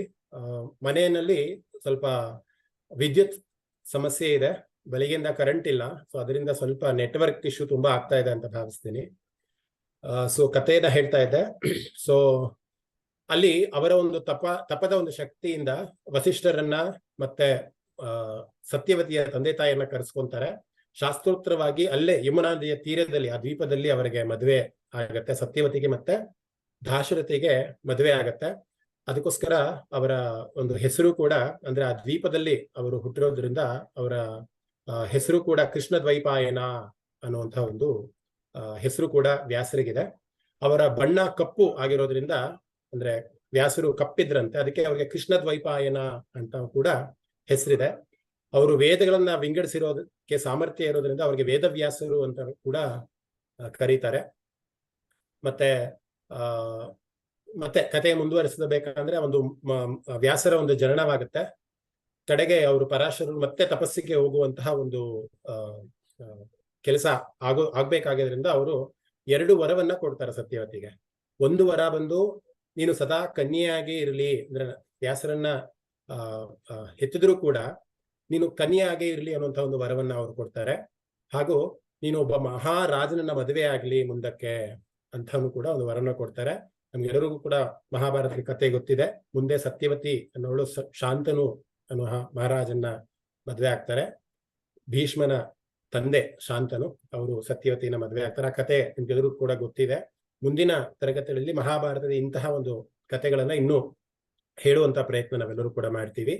ಸೊ ಬದರಿಯಲ್ಲಿ ಅವರ ಒಂದು ಆಶ್ರಮ ಇದೆ, ಅದಕ್ಕೆ ನಾವೆಲ್ಲರೂ ಬದರಿ ನಾರಾಯಣ ಅಂತಲೂ ಕೂಡ ವ್ಯಾಸರಿಗೆ ಕರೆಯುವಂಥದ್ದು. ಸೊ ವ್ಯಾಸರು ಪ್ರತಿಯೊಂದು ದ್ವಾಪರ ಯುಗದಲ್ಲೂ ಕೂಡ ಅವತಾರವನ್ನು ತಾಳ್ತಾರೆ ಅಂತ. ಈಗ ಕಲಿಯುಗ ಮುಗಿದ ಮೇಲೆ ಇನ್ನು ಮತ್ತೆ ಯುಗದ ಆರಂಭ ಆಗತ್ತಲ್ಲ, ಸತ್ಯಯುಗ. ಅದೇ ರೀತಿಯ ಆರಂಭದಲ್ಲಿ ಮತ್ತೆ ದ್ವಾಪರ ಯುಗ ಬಂದಾಗ ಇನ್ನೊಬ್ರು ವ್ಯಾಸರು ಹುಟ್ಟುತ್ತಾರೆ ಅಂತ ಶಾಸ್ತ್ರ ಹೇಳುತ್ತೆ. ಇವಾಗಿನ ಒಂದು ಕಾಲ ಏನಿದೆ ಅದಕ್ಕೆ ಕೃಷ್ಣ ದ್ವೈಪಾಯನ ಅಂತ ಈ ವ್ಯಾಸರಿಗೆ ಹೆಸರಿದೆ. ವ್ಯಾಸ ಅನ್ನೋದು ಆಕ್ಚುಲಿ ಹೆಸರಲ್ಲ, ಅದೊಂದು ಬಿರುದು, ಅವರಿಗೆ ಕೊಟ್ಟಿರುವಂತಹ ಬಿರುದು. ಆಕ್ಚುಲಿ ಅವರ ಹೆಸರು ಬಂದು ಕೃಷ್ಣ ದ್ವೈಪಾಯನ ಅನ್ನುವಂಥದ್ದು. ಸೊ ಇಷ್ಟು ವ್ಯಾಸರ ಬಗ್ಗೆ ಒಂದು ಸಣ್ಣ ಪೀಠಿಕೆ. ಇನ್ನು ಹೇಳ್ಬೇಕಂದ್ರೆ ಅವ್ರ ಬಗ್ಗೆ ತುಂಬಾನೇ ಹೇಳ್ಬಹುದು, ವ್ಯಾಸರ ಬಗ್ಗೆ ಹೇಳುವಂತ ತುಂಬಾ ಇದೆ. ಸೊ ನಿಮ್ಗೆ ವ್ಯಾಸರ ಜನನ ಹೇಗಾಯ್ತು, ಅವರ ತಂದೆ ಹೇಗಾಯ್ತು, ಯಾಕೆಂದ್ರೆ ಈ ಶ್ಲೋಕದಲ್ಲಿ ಇಡೀ ವಂಶವೃಕ್ಷವನ್ನ ಅವ್ರು ಹೇಳ್ತಾ ಇದ್ದಾರೆ. ವಶಿಷ್ಠರ ಮಗ, ಶಕ್ತಿಯ ಮಗ, ಪರಾಶರರ ಮಗ, ಮತ್ತೆ ಶುಕನ ತಂದೆ ಆಗಿರುವಂತಹ ವ್ಯಾಸರಿಗೆ ನಾನು ವಂದಿಸ್ತೀನಿ ಅನ್ನುವಂತಹ ಒಂದು ಶ್ಲೋಕ ಇದು. ವ್ಯಾಸಂ ವಶಿಷ್ಠತಾರಂ ಶಕ್ತೇಃ ಪೌತ್ರಮ ಕಲ್ಮಷಂ ಪರಾಶರಾತ್ಮಜಂ ವಂದೇ ಶುಕತಾತಂ ತಪೋನಿಧಿಂ. ತಪಸ್ಸಿನ ನಿಧಿ ಆಗಿರುವಂತಹ ವ್ಯಾಸರಿಗೆ ನಾನು ನಮನಿಸ್ತೀನಿ ಅಥವಾ ನಮಸ್ಕಾರ ಮಾಡ್ತೀನಿ ಅನ್ನೋದು ಈ ಶ್ಲೋಕದ ಅರ್ಥ ಆಗಿತ್ತು. ಮತ್ತೆ ವ್ಯಾಸರ ಬಗ್ಗೆ ಒಂದು ಸಣ್ಣ ಪೀಠಿಕೆಯನ್ನು ಕೊಡುವಂತಹ ಒಂದು ಪ್ರಯತ್ನವನ್ನು ಕೂಡ ನಾನು ಮಾಡಿದ್ದೀನಿ. ಯಾರಿಗಾದ್ರೂ ಏನಾದ್ರೂ ಪ್ರಶ್ನೆ ಇದೆಯಾ ಈ ಶ್ಲೋಕದಲ್ಲಿ? 1 ನಿಮಿಷ ಬೇಕಾದ್ರೆ ಅನ್ಮ್ಯೂಟ್ ಮಾಡೋದಕ್ಕೆ ಅವಕಾಶ ಕೊಡ್ತೀನಿ. ಅನ್ಮ್ಯೂಟ್ ಮಾಡ್ಕೊಬಹುದು ಯಾರು ಬೇಕಾದ್ರೂ. ಯಾರಿಗಾದ್ರೂ ಈ ಶ್ಲೋಕದಲ್ಲಿ ಯಾರಿಗಾದ್ರೂ ಸಂದೇಹ ಇದೆಯಾ? ಮಹೋದಯ, ಹಾ, ಅಕಲ್ಮಷಂ ಅಂತ ಬಂತು, ಅದ್ರದ್ದು ಎಲ್ಲಿ ಹೋಗ್ತಾ ಇದೆ ಮಾಮ ಅರ್ಥ? ಅದ್ರದ್ದು ಕಲ್ಮಶ ಇಲ್ಲದೆ ಇರುವಂತಹ, ಪಾಪರಹಿತವಾಗಿರುವಂತಹ. ಕಲ್ಮಶ ಅಂದ್ರೆ ಏನು? ಕೆಡುಕು ಅಥವಾ ಪಾಪ ಅನ್ನೋದು. ಅಕಲ್ಮಶ ಅಂತಂದ್ರೆ ಅದು ವಿರುದ್ಧಾರ್ಥಕ ಪದ. ಪಾಪರಹಿತನು ಅಂತ. ವ್ಯಾಸನು ಪಾಪರಹಿತನು, ಅವನಿಗೆ ಯಾವುದೇ ರೀತಿಯ ಒಂದು ಪಾಪವನ್ನೇ ಮಾಡಿದಿರೋದು. ಈ ಸಮಾಜಕ್ಕೆ ತನ್ನ ಒಂದು ಈ ಮಹಾಭಾರತವಾಗಿರ್ಬೋದು ಅಥವಾ ಬೇರೆ ಭಾಷೆಗಳಾಗಿರ್ಬೋದು ಅಥವಾ ಇಡೀ ಸಾಹಿತ್ಯ ಪ್ರಪಂಚಕ್ಕೆ ಒಂದು ಕೊಡುಗೆಯನ್ನು ಕೊಟ್ಟಿರುವಂತಹ ವಿಷ್ಣುವಿನ ಮುಂದಿನ ಶ್ಲೋಕದಲ್ಲಿ ಬರುತ್ತೆ, ವಿಷ್ಣು ಬೇರೆಯಲ್ಲ ಅಥವಾ ವ್ಯಾಸರು ಬೇರೆ ಅಲ್ಲ. ಸೊ ಅಂತಹ ಅವನಿಗೆ ಪಾಪರಹಿತ, ಕಲ್ಮಶ ಇಲ್ಲದೆ ಇರೋನು ಅಂತ ಹೇಳ್ತಾ ಇರುವಂತದ್ದು. ಬೇರೆ ಇನ್ಯಾರಿಗಾದ್ರೂ ಏನಾದ್ರು ಪ್ರಶ್ನೆ ಇದೆಯಾ? ವ್ಯಾಸರಿಗೆ ಕೃಷ್ಣ ದ್ವೈಪಾಯನ ಅಲ್ಲಿ ಇನ್ನೊಂದೇನೋ ಹೆಸರು ಹೇಳಿದ್ರಿ ಅವ್ರಿಗೆ. ಅದ್ರ ಮತ್ತೆ ವ್ಯಾಸರ ಸಂಸ್ಕೃತದ ಅರ್ಥ ಏನು? ವ್ಯಾಸದ ಇಲ್ಲ, ಅದು ಹೇಳಿದ್ನಲ್ಲ, ವ್ಯಾಸ ಅನ್ನೋದು ಹೆಸರಲ್ಲ. ಆಕ್ಚುಲಿ ನಾವು ವ್ಯಾಸ ಅಂತ ಕರೆಯೋದು, ಅದಕ್ಕೂ ಬಿರುದು ಕೊಟ್ಟಿರುವಂತದ್ದು. ವ್ಯಾಸ ಅಂದ್ರೆ ಬಿರುದು ಕೊಟ್ಟಿರೋದು. ಯಾಕೆಂದ್ರೆ ಅವರಿಗೆ ವೇದಗಳನ್ನ ವಿಂಗಡಿಸಿ ಬರೆಯುವಂತಹ ಒಂದು ಸಾಮರ್ಥ್ಯ ಇರೋದ್ರಿಂದ ಅವ್ರಿಗೆ ವ್ಯಾಸ ಅಂತ ಹೇಳ್ತಾ ಇರುವಂತದ್ದು. ಅವರು ಕೃಷ್ಣ ಅಂದ್ರೆ ಅವರ ಒಂದು ಬಣ್ಣ ಕಪ್ಪಗಿರೋದಕ್ಕೋಸ್ಕರ ಅವ್ರಿಗೆ ಕೃಷ್ಣ ಅಂತ ಕರೀತಾರೆ. ಅವರು ದ್ವೀಪದಲ್ಲಿ ಜನನ ಆಗಿರೋದ್ರಿಂದ ಅದಕ್ಕೆ ದ್ವೈಪಾಯನ ಅಂತ ಕರೀತಾರೆ. ಕೃಷ್ಣ ದ್ವೈಪಾಯನ ಅಂತ ಅವ್ರಿಗೆ ಹೆಸರು. ಈಗ ಕಥೆ ಹೇಳಿದ್ನಲ್ಲ, ಪರಾಶರರು ಮತ್ತೆ ಸತ್ಯವತಿಯ ಮೋಹಿತರಾಗಿ ಅಲ್ಲಿ ಯಮುನಾ ತೀರದ ದಡದಲ್ಲಿ ಅವರ ಜನನ ಆಗತ್ತಲ್ವಾ, ಅದು ದ್ವೀಪ ಅಲ್ವಾ, ಅದೊಂದು ಯಮುನಾ ತೀರದ ಒಂದು ದ್ವೀಪದಲ್ಲಿ ಜನನ ಆಗೋದಕ್ಕೋಸ್ಕರ ಅವ್ರಿಗೆ ದ್ವೈಪಾಯನ ಅಂತಾನು ಕೂಡ ಹೆಸರಿದೆ. ಯಾಕೆ ಕೃಷ್ಣ ಅಂತ ಬಂದು ಅವ್ರು ಹುಟ್ಟಿದಾಗ ಕಪ್ಪು ಇದ್ರಲ್ವಾ, ಅದಕ್ಕೋಸ್ಕರ ಕೃಷ್ಣ ದ್ವೈಪಾಯನ ಅಂತ ಕರೆಯುವಂಥದ್ದು. ಸಾರಿ ದಿನೇಶ್ ಮಹೋದಯ, ಎರಡನೇ ಶ್ಲೋಕ ವೇದವ್ಯಾಸರು ಅಂತ ಯಾಕೆ ಅಂದ್ರೆ ವೇದಗಳನ್ನ ವಿಂಗಡಿಸುದು. ವ್ಯಾಸ ಅಂದ್ರೆ ವಿಂಗಡಣೆ. ಹೌದು, ವೇದಗಳನ್ನ ವಿಂಗಡಿಸಿದ್ರಲ್ವಾ ಅವರು 4. ಅದಕ್ಕೆ ವ್ಯಾಸ ಅನ್ನೋದು ಆಕ್ಚುಲಿ ಮೀನಿಂಗು ವಿಂಗಡಿಸುವುದಕ್ಕೆ, ವಿಂಗಡಣೆ. ಅದೇ ನಾನು ಹೇಳಿದ್ದು, ಅವರಿಗೆ ವ್ಯಾಸ ಅಂತ ಹೆಸರು. ಅವರ ಮೂಲ ಹೆಸರು ಬಂದು ಕೃಷ್ಣ ದ್ವೈಪಾಯನ. ತದನಂತರದಲ್ಲಿ ಅವರು ಇದೆಲ್ಲ ಅವ್ರ ಬಿರುದುಗಳು ಅಷ್ಟೇನೆ, ವ್ಯಾಸ ಅನ್ನೋದು. ಹೌದು, ಇದು ಇವರ ಮಗ ಶುಕ ಅವರಲ್ವಾ? ಹಾ, ಇವರ ಮಗ ಶುಕ. ಇವರ ಮಗ. ವಸಿಷ್ಠರು ಬಂದು ವಶಿಷ್ಠರಿಗೆ ಮರಿ ಮೊಮ್ಮಗ, ಶಕ್ತಿಗೆ ಮೊಮ್ಮಗ, ಪರಾಶರರ ಮಗ, ಶುಕನ ತಂದೆ. ಓಕೆ ಸರ್, ಮುಂದಕ್ಕೆ ಹೋಗೋಣ. ಎರಡನೇ ಶ್ಲೋಕ ಯಸ್ಯದ್ವಿರದ ವಕ್ತಾದ್ಯಾಪ್ ಅಂತ ಇದೆಯಲ್ಲ ಸರ್? ಹಾ, ಅದು ಸುಮಾರು ಇದ್ರಲ್ಲಿ ಅದು ಇಲ್ಲ, ಅದಕ್ಕೋಸ್ಕರ ಅದರ ಪಾಠವನ್ನು ನಾವು ಕೂಡ ಮಾಡ್ತಾ ಇಲ್ಲ. ಅದರಲ್ಲಿ ಏನ್ ತೊಂದರೆ ಇಲ್ಲ, ಬಟ್ ನಾವು ಕಳಿಸಿರೋ ಸ್ಕ್ರಿಪ್ಟ್ ಅಲ್ಲೂ ಕೂಡ ಆ ಶ್ಲೋಕ ಇಲ್ಲ, ಅದಕ್ಕೋಸ್ಕರ ನಾನು ಅದರ ಎಕ್ಸ್ಪ್ಲೇಷನ್ ಮಾಡಕ್ ಹೋಗಿಲ್ಲ. ಅದು ಕೂಡ ಒಂದು ವಂದಿಸುವಂತಹ ಒಂದು ಶ್ಲೋಕನೇ, ಒಂದು ಗ್ರಾಟಿಟ್ಯೂಡ್ ಕೊಡುವಂತಹ ಒಂದು ಶ್ಲೋಕನೇ. ಸೊ ಮುಂದಿನ ಶ್ಲೋಕಕ್ಕೆ ಹೋಗೋಣ. ಮಹೋದಯ, ನಾ ಹೇಳ್ಬೋದಾ ಈಗ? ಹೇಳ್ತೀರಾ? ಹಾ. ಗಿರಿಜಾ ಭಗಿನಿ ಹೇಳಿ. ವ್ಯಾಸಾಯ ವಿಷ್ಣು ರೂಪಾಯನ ನಾನು ಹೇಳ್ತೀನಿ, 2 ಸತಿ ರಿಪೀಟ್ ಮಾಡಿ. ವ್ಯಾಸಾಯ ವಿಷ್ಣು ರೂಪಾಯ ವ್ಯಾಸಾಯ ವಿಷ್ಣು ರೂಪಾಯ ವ್ಯಾಸಾಯ ವಿಷ್ಣು ರೂಪಾಯ ವ್ಯಾಸ ರೂಪಾಯ ವಿಷ್ಣವೇ ವ್ಯಾಸ ರೂಪಾಯ ವಿಷ್ಣವೇ ವ್ಯಾಸ ರೂಪಾಯ ವಿಷ್ಣವೇ ನಮೋ ವೈ ಬ್ರಹ್ಮ ನಿಧಯೇ ನಮೋ ವೈ ಬ್ರಹ್ಮ ನಿಧಯೇ ನಮೋ ವೈ ಬ್ರಹ್ಮ ನಿಧಯೇ ವಾಸಿಷ್ಠಾಯ ನಮೋ ನಮಃ ವಾಸಿಷ್ಠಾಯ ನಮೋ ನಮಃ ವಾಸಿಷ್ಠಾಯ ನಮೋ ನಮಃ ವ್ಯಾಸಾಯ ವಿಷ್ಣು ರೂಪಾಯ ವ್ಯಾಸ ರೂಪಾಯ ವಿಷ್ಣವೇ ನಮೋ ವೈ ಬ್ರಹ್ಮ ನಿಧಯೇ ವಾಸಿಷ್ಠಾಯ ನಮೋ ನಮಃ. ಹರಿ ಓಂ. ಧನ್ಯವಾದ ಭಗಿನಿ, ಚೆನ್ನಾಗಿ ಹೇಳಿದ್ರಿ. ನಮ್ಮ ಗಿರಿಜಾ ಭಗಿನಿಯವರು ನಮ್ಮ ಹಳೆ ಭಗವದ್ಗೀತೆಯ ಸ್ಟೂಡೆಂಟು. ಬಹಳ ಒಂದು ನಮಗೆ ಉತ್ತೇಜನ ಅವರ ಹೇಳ್ಬೇಕಂದ್ರೆ. ತುಂಬಾ ಧನ್ಯವಾದ ಭಗಿನಿ, ತುಂಬಾ ಚೆನ್ನಾಗಿ ಹೇಳಿದ್ರು. ಧನ್ಯವಾದ ಪದಚ್ಛೇದವನ್ನ ನಾವು ನೋಡೋಣ. ವ್ಯಾಸಾಯ ಬರ್ಕೊಳ್ಳೋರು ಬರ್ಕೊಳ್ಳಿ. ವ್ಯಾಸಾಯ ವಿಷ್ಣು ರೂಪಾಯ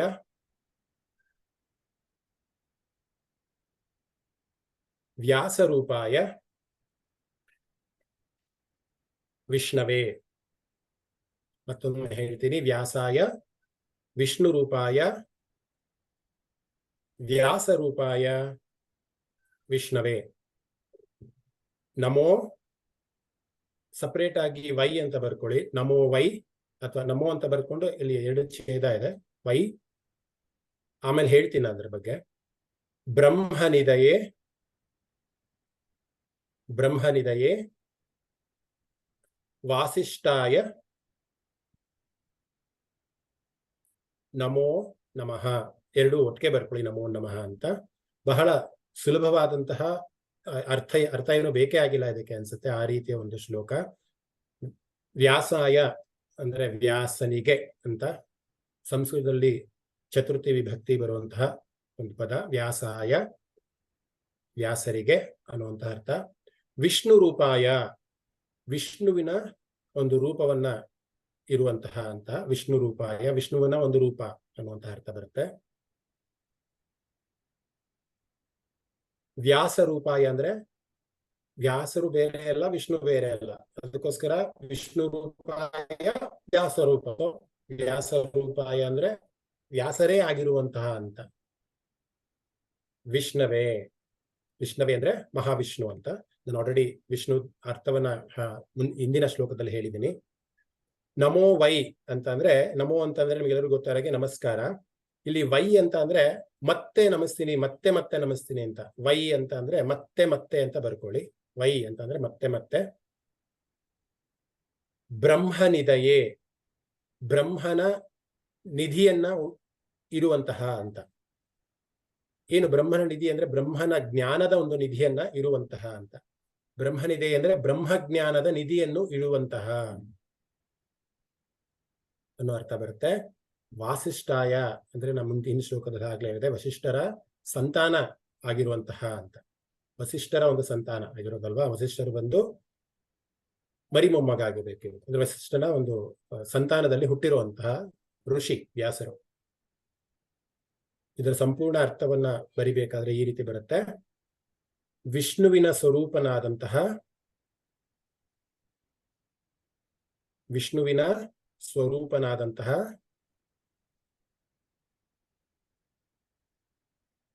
ವ್ಯಾಸರಿಗೆ ವಿಷ್ಣುವಿನ ಸ್ವರೂಪನಾದಂತಹ ವ್ಯಾಸರಿಗೆ ಅಂದ್ರೆ ಇಲ್ಲಿ ವಿಷ್ಣು ಬೇರೆ ಅಲ್ಲ, ವ್ಯಾಸ ಬೇರೆ ಅಲ್ಲ. ವ್ಯಾಸಾಯ ವಿಷ್ಣು ರೂಪಾಯ, ಅವರೇ ವಿಷ್ಣು ಅಂತ, ವ್ಯಾಸರೇ ವಿಷ್ಣು ಅನ್ನೋದು. ಮತ್ತೆ ವ್ಯಾಸ ರೂಪಾಯ, ವಿಷ್ಣುವೇ ವ್ಯಾಸ ರೂಪದಲ್ಲಿ ಬಂದಿರುವಂತಹವನು ಅಂತ. ಸೊ ವಿಷ್ಣುವಿನ ಸ್ವರೂಪನಾದಂತಹ ವ್ಯಾಸರಿಗೆ ಅಂತ ಬರ್ಕೊಳ್ಳಿ. ವಿಷ್ಣುವಿನ ಸ್ವರೂಪನಾದಂತಹ ವ್ಯಾಸರಿಗೆ ಮತ್ತು ವಸಿಷ್ಠನ ವಂಶಸ್ಥನಾದಂತಹ ವಸಿಷ್ಠನ ವಂಶ ನಿಧಿಯಾಗಿರುವಂತಹ ಮತ್ತು ಬ್ರಹ್ಮಜ್ಞಾನದ ನಿಧಿಯಾಗಿರುವಂತಹ ವ್ಯಾಸ ಋಷಿಗೆ ಅಥವಾ ವ್ಯಾಸನಿಗೆ ಮತ್ತೆ ಮತ್ತೆ ವಂದಿಸುತ್ತೇನೆ. ನಮೋ ವೈ ಬ್ರಹ್ಮನಿದಯೇ, ನಾನು ಮತ್ತೆ ಮತ್ತೆ ನಮಸ್ಕಾರಗಳನ್ನ ಅರ್ಪಿಸ್ತೇನೆ ಅನ್ನುವಂಥ. ಮತ್ತಿನ್ನೊಂದ್ಸತಿ ಹೇಳ್ತೀನಿ. ವಿಷ್ಣುವನ ರೂಪನಾದಂತಹ ವ್ಯಾಸರಿಗೆ ಮತ್ತು ವಸಿಷ್ಠರ ವಂಶಸ್ಥನಾದಂತಹ ಬ್ರಹ್ಮ ಜ್ಞಾನದ ನಿಧಿಯಾಗಿರುವಂತಹ ವ್ಯಾಸ ಮಹರ್ಷಿಗಳಿಗೆ, ವ್ಯಾಸ ಋಷಿಗೆ ನಾನು ಮತ್ತೆ ಮತ್ತೆ ನಮಸ್ಕಾರಗಳನ್ನ ಸಮರ್ಪಣೆ ಮಾಡುತ್ತೇನೆ.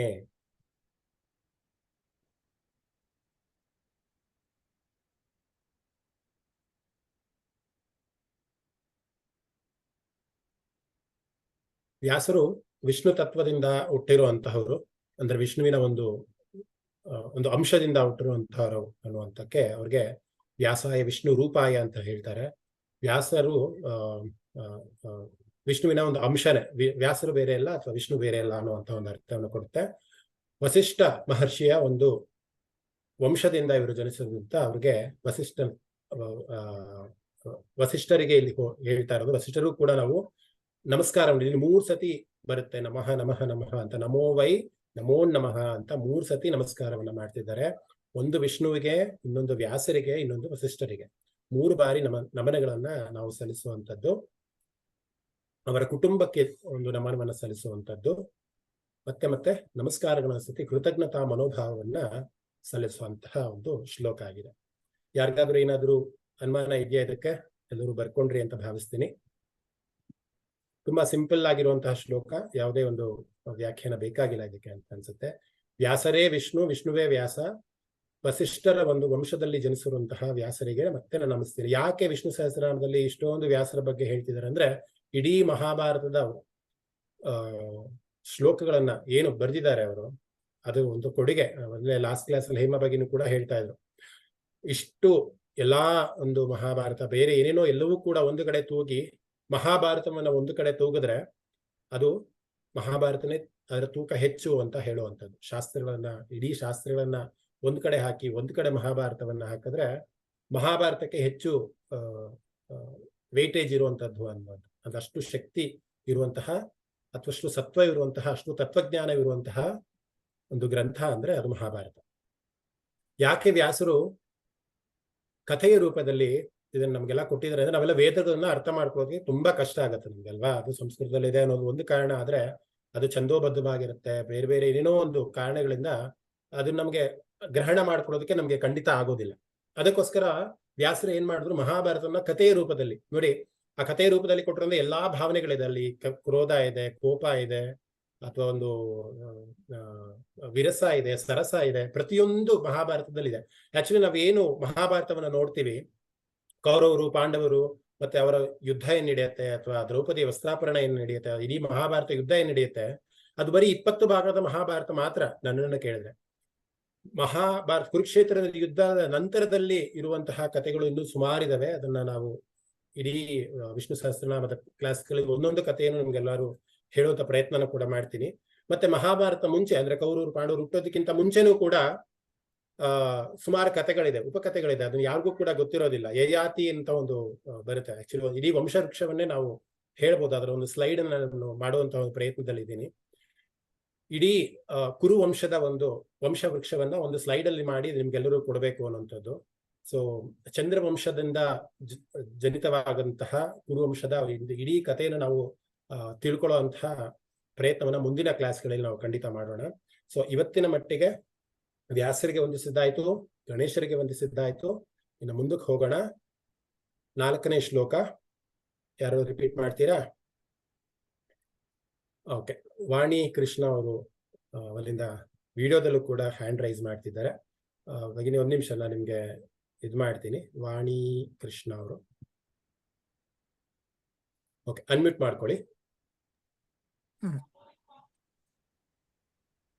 ಅವಿಕಾರಾಯ ಶುದ್ಧಾಯ ಅವಿಕಾರಾಯ ಶುದ್ಧಾಯ ಅವಿಕಾರಾಯ ಶುದ್ಧಾಯ ನಿತ್ಯಾಯ ಪರಮಾತ್ಮನೇ ನಿತ್ಯಾಯ ಪರಮಾತ್ಮನೇ ನಿತ್ಯಾಯ ಪರಮಾತ್ಮನೇ ಸದೈಕ ರೂಪ ರೂಪಾಯ ಸದೈಕರೂಪರೂಪಾಯ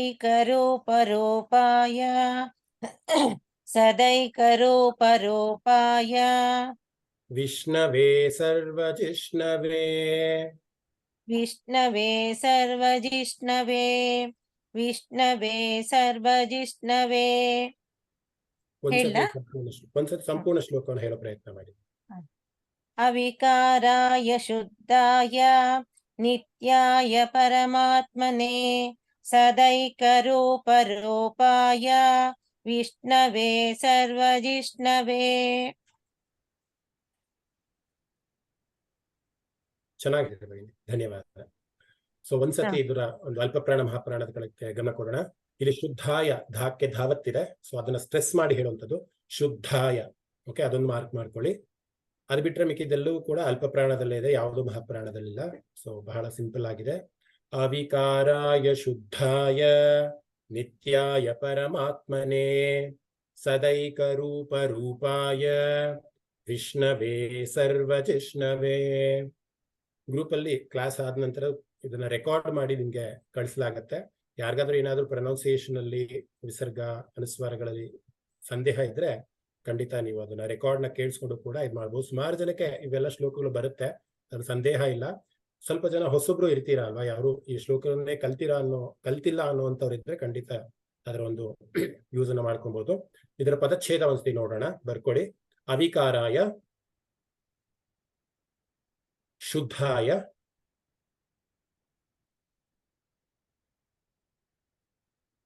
ನಿತ್ಯಾಯ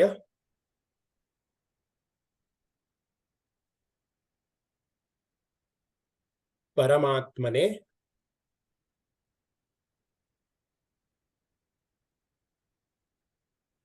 ಸದೈಕ ರೂಪ ರೂಪಾಯ. 3 ಪದಗಳು ಒಟ್ಟಿಗೆ ಬರ್ಕೊಳ್ಳಿ. ಸದೈಕ ರೂಪ ರೂಪಾಯ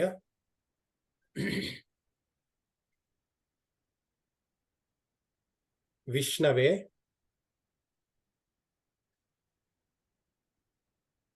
ಸರ್ವಜಿಷ್ಣವೇ. ಸರ್ವಜಿಷ್ಣವೇ. ಮತ್ತೊಂದ್ಸತಿ ಹೇಳ್ತೀನಿ ಪದಚ್ಛೇದವನ್ನ. ಅವಿಕಾರಾಯ ಶುದ್ಧಾಯ ನಿತ್ಯಾಯ ಪರಮಾತ್ಮನೇ ಸದೈಕ ರೂಪ ರೂಪಾಯ ವಿಷ್ಣವೇ ಸರ್ವಜಿಷ್ಣವೇ. ಈಗ ಪ್ರಾಬ್ಲಮ್ ನೀವು ಈಸಿಕೋಲ್ಟ್ ಹಾಕೊಂಡು ಅದರ ಪದಚ್ಛೇದದ ಅರ್ಥವನ್ನು ಕೂಡ ಬರ್ಕೊಬಹುದು. ಬರೀ ಪದಚ್ಛೇದದ ಅರ್ಥವನ್ನು ನೀವು ಒಂದ್ಸತಿ ನೋಡ್ಕೊಂಡ್ರೆ ಅದರ ಶ್ಲೋಕದ ಅರ್ಥವನ್ನು ಕೂಡ ಗ್ರಹಿಸೋದಕ್ಕೆ ತುಂಬಾ ಅನುಕೂಲ ಆಗತ್ತೆ. ಅವಿಕಾರಾಯ ಅಂದ್ರೆ ಬದಲಾವಣೆ ಇಲ್ಲದಂತಹ ಅಂತ. ವಿಕಾರ ಆಗೋದು ಅಂತಂದ್ರೆ ಅವಿಕಾರಾಯ ಅಂತಂದ್ರೆ ಯಾವುದೇ ಬದಲಾವಣೆ ಇಲ್ಲದಂತಹ ಅಂತ. ಬದಲಾವಣೆ ಇಲ್ಲದಂತಹ ಅಂತ ಬರ್ಕೊಳ್ಳಿ. ಬದಲಾವಣೆ ಇಲ್ಲದಂತಹ. ಶುದ್ಧಾಯ ಅಂದ್ರೆ ಪವಿತ್ರನಾದಂತಹ. ಶುದ್ಧಾಯ ಅಂದ್ರೆ ಪವಿತ್ರನಾದಂತಹ ಅಂತ, ಪವಿತ್ರನಾದ. ನಿತ್ಯಾಯ ಅಂದ್ರೆ ಶಾಶ್ವತ, ಸದಾ ನಿತ್ಯವಾಗಿರುವಂಥದ್ದು, ಶಾಶ್ವತವಾಗಿರುವಂಥದ್ದು. ಪರಮಾತ್ಮನೇ ಅಂದ್ರೆ ಪರಮಾತ್ಮನಿಗೆ ಅಂತ ಬರ್ಕೊಳ್ಳಿ. ಯಾಕೆಂದ್ರೆ ಸಂಸ್ಕೃತ ಮತ್ತೆ ಕನ್ನಡ ಆದಷ್ಟು ಸಮಾನವಾಗಿರುತ್ತೆ. ಅಲ್ಲಿ ಪರಮಾತ್ಮನೇ ಅಂದ್ರೆ ಸಂಸ್ಕೃತ ಆಗತ್ತೆ, ಪರಮಾತ್ಮನಿಗೆ ಅಂದ್ರೆ ಕನ್ನಡ ಆಗತ್ತೆ. ಸದೈಕ ರೂಪ ರೂಪಾಯ ಅಂದ್ರೆ ಯಾವಾಗಲೂ ಏಕರೂಪವಾಗಿರುವಂತಹ ಅಂತ. ಯಾವಾಗಲೂ ಏಕರೂಪನಾಗಿರುವಂತಹ ಅಂತ. ಒಂದೇ ರೂಪ, ಯಾವುದೇ ಒಂದು ಬದಲಾವಣೆ ಆಗೋದಿಲ್ಲ. ಸದೈಕ ರೂಪ ರೂಪಾಯ, ಏಕರೂಪ ಅಂದ್ರೆ ಯಾವಾಗಲೂ ಒಂದೇ ರೂಪ ಅಂತ. ವಿಷ್ಣವೇ ಅಂತ ಅಂದ್ರೆ ವಿಷ್ಣುವಿಗೆ.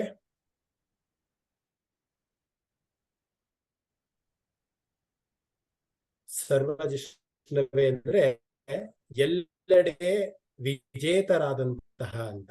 ಎಲ್ಲೆಡೆ ವಿಜೇತರಾದ ಅನ್ನುವಂತಹ ಅರ್ಥ ಬರುತ್ತೆ. ಮತ್ತಿನ್ನೊಂದ್ಸತಿ ಹೇಳ್ತೀನಿ. ಅವಿಕಾರಾಯ ಅಂದ್ರೆ ಬದಲಾವಣೆ ಇಲ್ಲದ, ಶುದ್ಧಾಯ ಅಂದ್ರೆ ಪವಿತ್ರನಾದ, ನಿತ್ಯಾಯ ಅಂದ್ರೆ ಶಾಶ್ವತ, ಪರಮಾತ್ಮನೇ ಅಂದ್ರೆ ಪರಮಾತ್ಮನಿಗೆ, ಸದೈಕ ರೂಪ ರೂಪಾಯ ಅಂದ್ರೆ ಯಾವಾಗಲೂ ಏಕರೂಪವಾಗಿರುವಂತಹ ಅಂತ ಅರ್ಥ ಬರುತ್ತೆ. ವಿಷ್ಣವೇ ಅಂದ್ರೆ ವಿಷ್ಣುವಿಗೆ, ಸರ್ವಜಿಷ್ಣವೇ ಅಂದ್ರೆ ಎಲ್ಲೆಡೆ ವಿಜೇತರಾದಂತಹ ಅಂದ್ರೆ ಬರೀ ಜಯನೇ ಆಗ್ತಿರತ್ತೆ. ಅನ್ನುವಂತ ಅರ್ಥ ಬರುತ್ತೆ. ಅದರ ಶ್ಲೋಕದ ಅರ್ಥವನ್ನು ಕೂಡ ಬರ್ಕೊಳ್ಳಿ. ಬದಲಾವಣೆ ಇಲ್ಲದ ಪವಿತ್ರ ಶಾಶ್ವತ ಪರಮಾತ್ಮನಾದ, ಬದಲಾವಣೆ ಇಲ್ಲದ ಪವಿತ್ರ ಶಾಶ್ವತ ಪರಮಾತ್ಮನಾದ, ಯಾವಾಗಲೂ ಏಕರೂಪವಾಗಿರುವ ಎಲ್ಲೆಡೆ ವಿಜೇತರಾಗಿ ಇರುವಂತಹ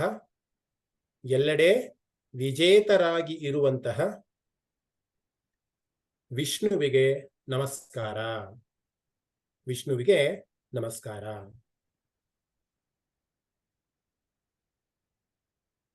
ಎಲ್ಲರೂ ಬರ್ಕೊಂಡಿದ್ದಾಗಿದೆ ಅಂತ ಭಾವಿಸ್ತೀನಿ. ಇದರ ಅರ್ಥವನ್ನ ಇನ್ನೂ ಸ್ವಲ್ಪ ಡೀಪ್ ಆಗಿ ಹೇಳುವಂತ ಒಂದು ಪ್ರಯತ್ನ ಮಾಡ್ತೀನಿ. ಅವಿಕಾರಾಯ ಅಂದ್ರೆ ಬದಲಾವಣೆ ಇಲ್ಲದಂತಹ ಅಂತ. ಈಗ ನೋಡಿ, ನಮ್ಮನ್ನೇ ತಗೊಂಡಾಗ ನಮ್ಮ ಹುಟ್ಟಿನಲ್ಲಿ ನಾವು ಒಂದು ರೂಪವಾಗಿರ್ತೀವಿ. ಬೆಳೀತಾ ಬೆಳೀತಾ ಯೌವನ ಬರುತ್ತೆ, ದೆನ್ ಮತ್ತೆ ವೃದ್ಧಾಪ್ಯ ಬರುತ್ತೆ. ನಮ್ಮ ಸ್ಕಿನ್ ಟೋನು, ನಮ್ಮ ಧ್ವನಿ, ನಮ್ಮ ಆಕಾರ ಎಲ್ಲವೂ ಬದಲಾಗ್ತಾ ಹೋಗುತ್ತೆ. ಅಥವಾ ನಾವಿರೋ ಒಂದು ಮನೆನೇ ತಗೊಳ್ಳಿ, ಅಥವಾ ನಾವಿರುವಂತ ಜಾಗನೇ ತಗೊಳ್ಳಿ, 20 ವರ್ಷಗಳ ಮುಂಚೆ ಇದ್ದಾಗೆ ಇವತ್ತು ಇರೋದಿಲ್ಲ ಅಲ್ವಾ? ಪ್ರತಿಯೊಂದು ಕೂಡ ಬದಲಾವಣೆಗೆ ಸಾಕ್ಷಿಯಾಗಿರುವಂಥದ್ದು. ಆದ್ರೆ ಈ ವಿಷ್ಣು ಅನ್ನೋದೇನಿದೆಯಲ್ಲ, ಅಥವಾ ವಿಷ್ಣು ರೂಪ ಅನ್ನೋದು ಏನಿದೆಯಲ್ಲ, ಅದಕ್ಕೆ ಬದಲಾವಣೆಯೇ ಇಲ್ಲ ಅನ್ನುವಂಥದ್ದು. ಅವಿಕಾರಾಯ, ಯಾವತ್ತೂ ಬದಲಾಗೋದಿಲ್ಲ. ಏಕವಾಗಿ ಇವತ್ತು ಹೇಗಿರ್ತಾರೋ ಇನ್ನೂ ಮುಂದಿನ ಶತಮಾನದಲ್ಲೂ ಕೂಡ ಹಾಗೆ ಇರ್ತಾರೆ. ಯಾವುದೇ ಬದಲಾವಣೆ ಇಲ್ಲದಂತಹ ಅನ್ನುವಂತಹ ಅರ್ಥವನ್ನು ಕೊಡುತ್ತೆ. ಶುದ್ಧ ಅಂದ್ರೆ ಪವಿತ್ರನಾಗಿರುವಂತಹ. ಯಾರು ಪವಿತ್ರ? ಇಡೀ ಪ್ರಪಂಚದಲ್ಲಿ ಯಾರು ಪವಿತ್ರ ಅಂದ್ರೆ ವಿಷ್ಣು. ಆ ವಿಷ್ಣು ಶಕ್ತಿ ಏನಿದೆ ಅದು ಮಾತ್ರನೇ ಪವಿತ್ರವಾದದ್ದು, ಮಿಕ್ಕಿದೆಲ್ಲವೂ ಅಪವಿತ್ರವೇ.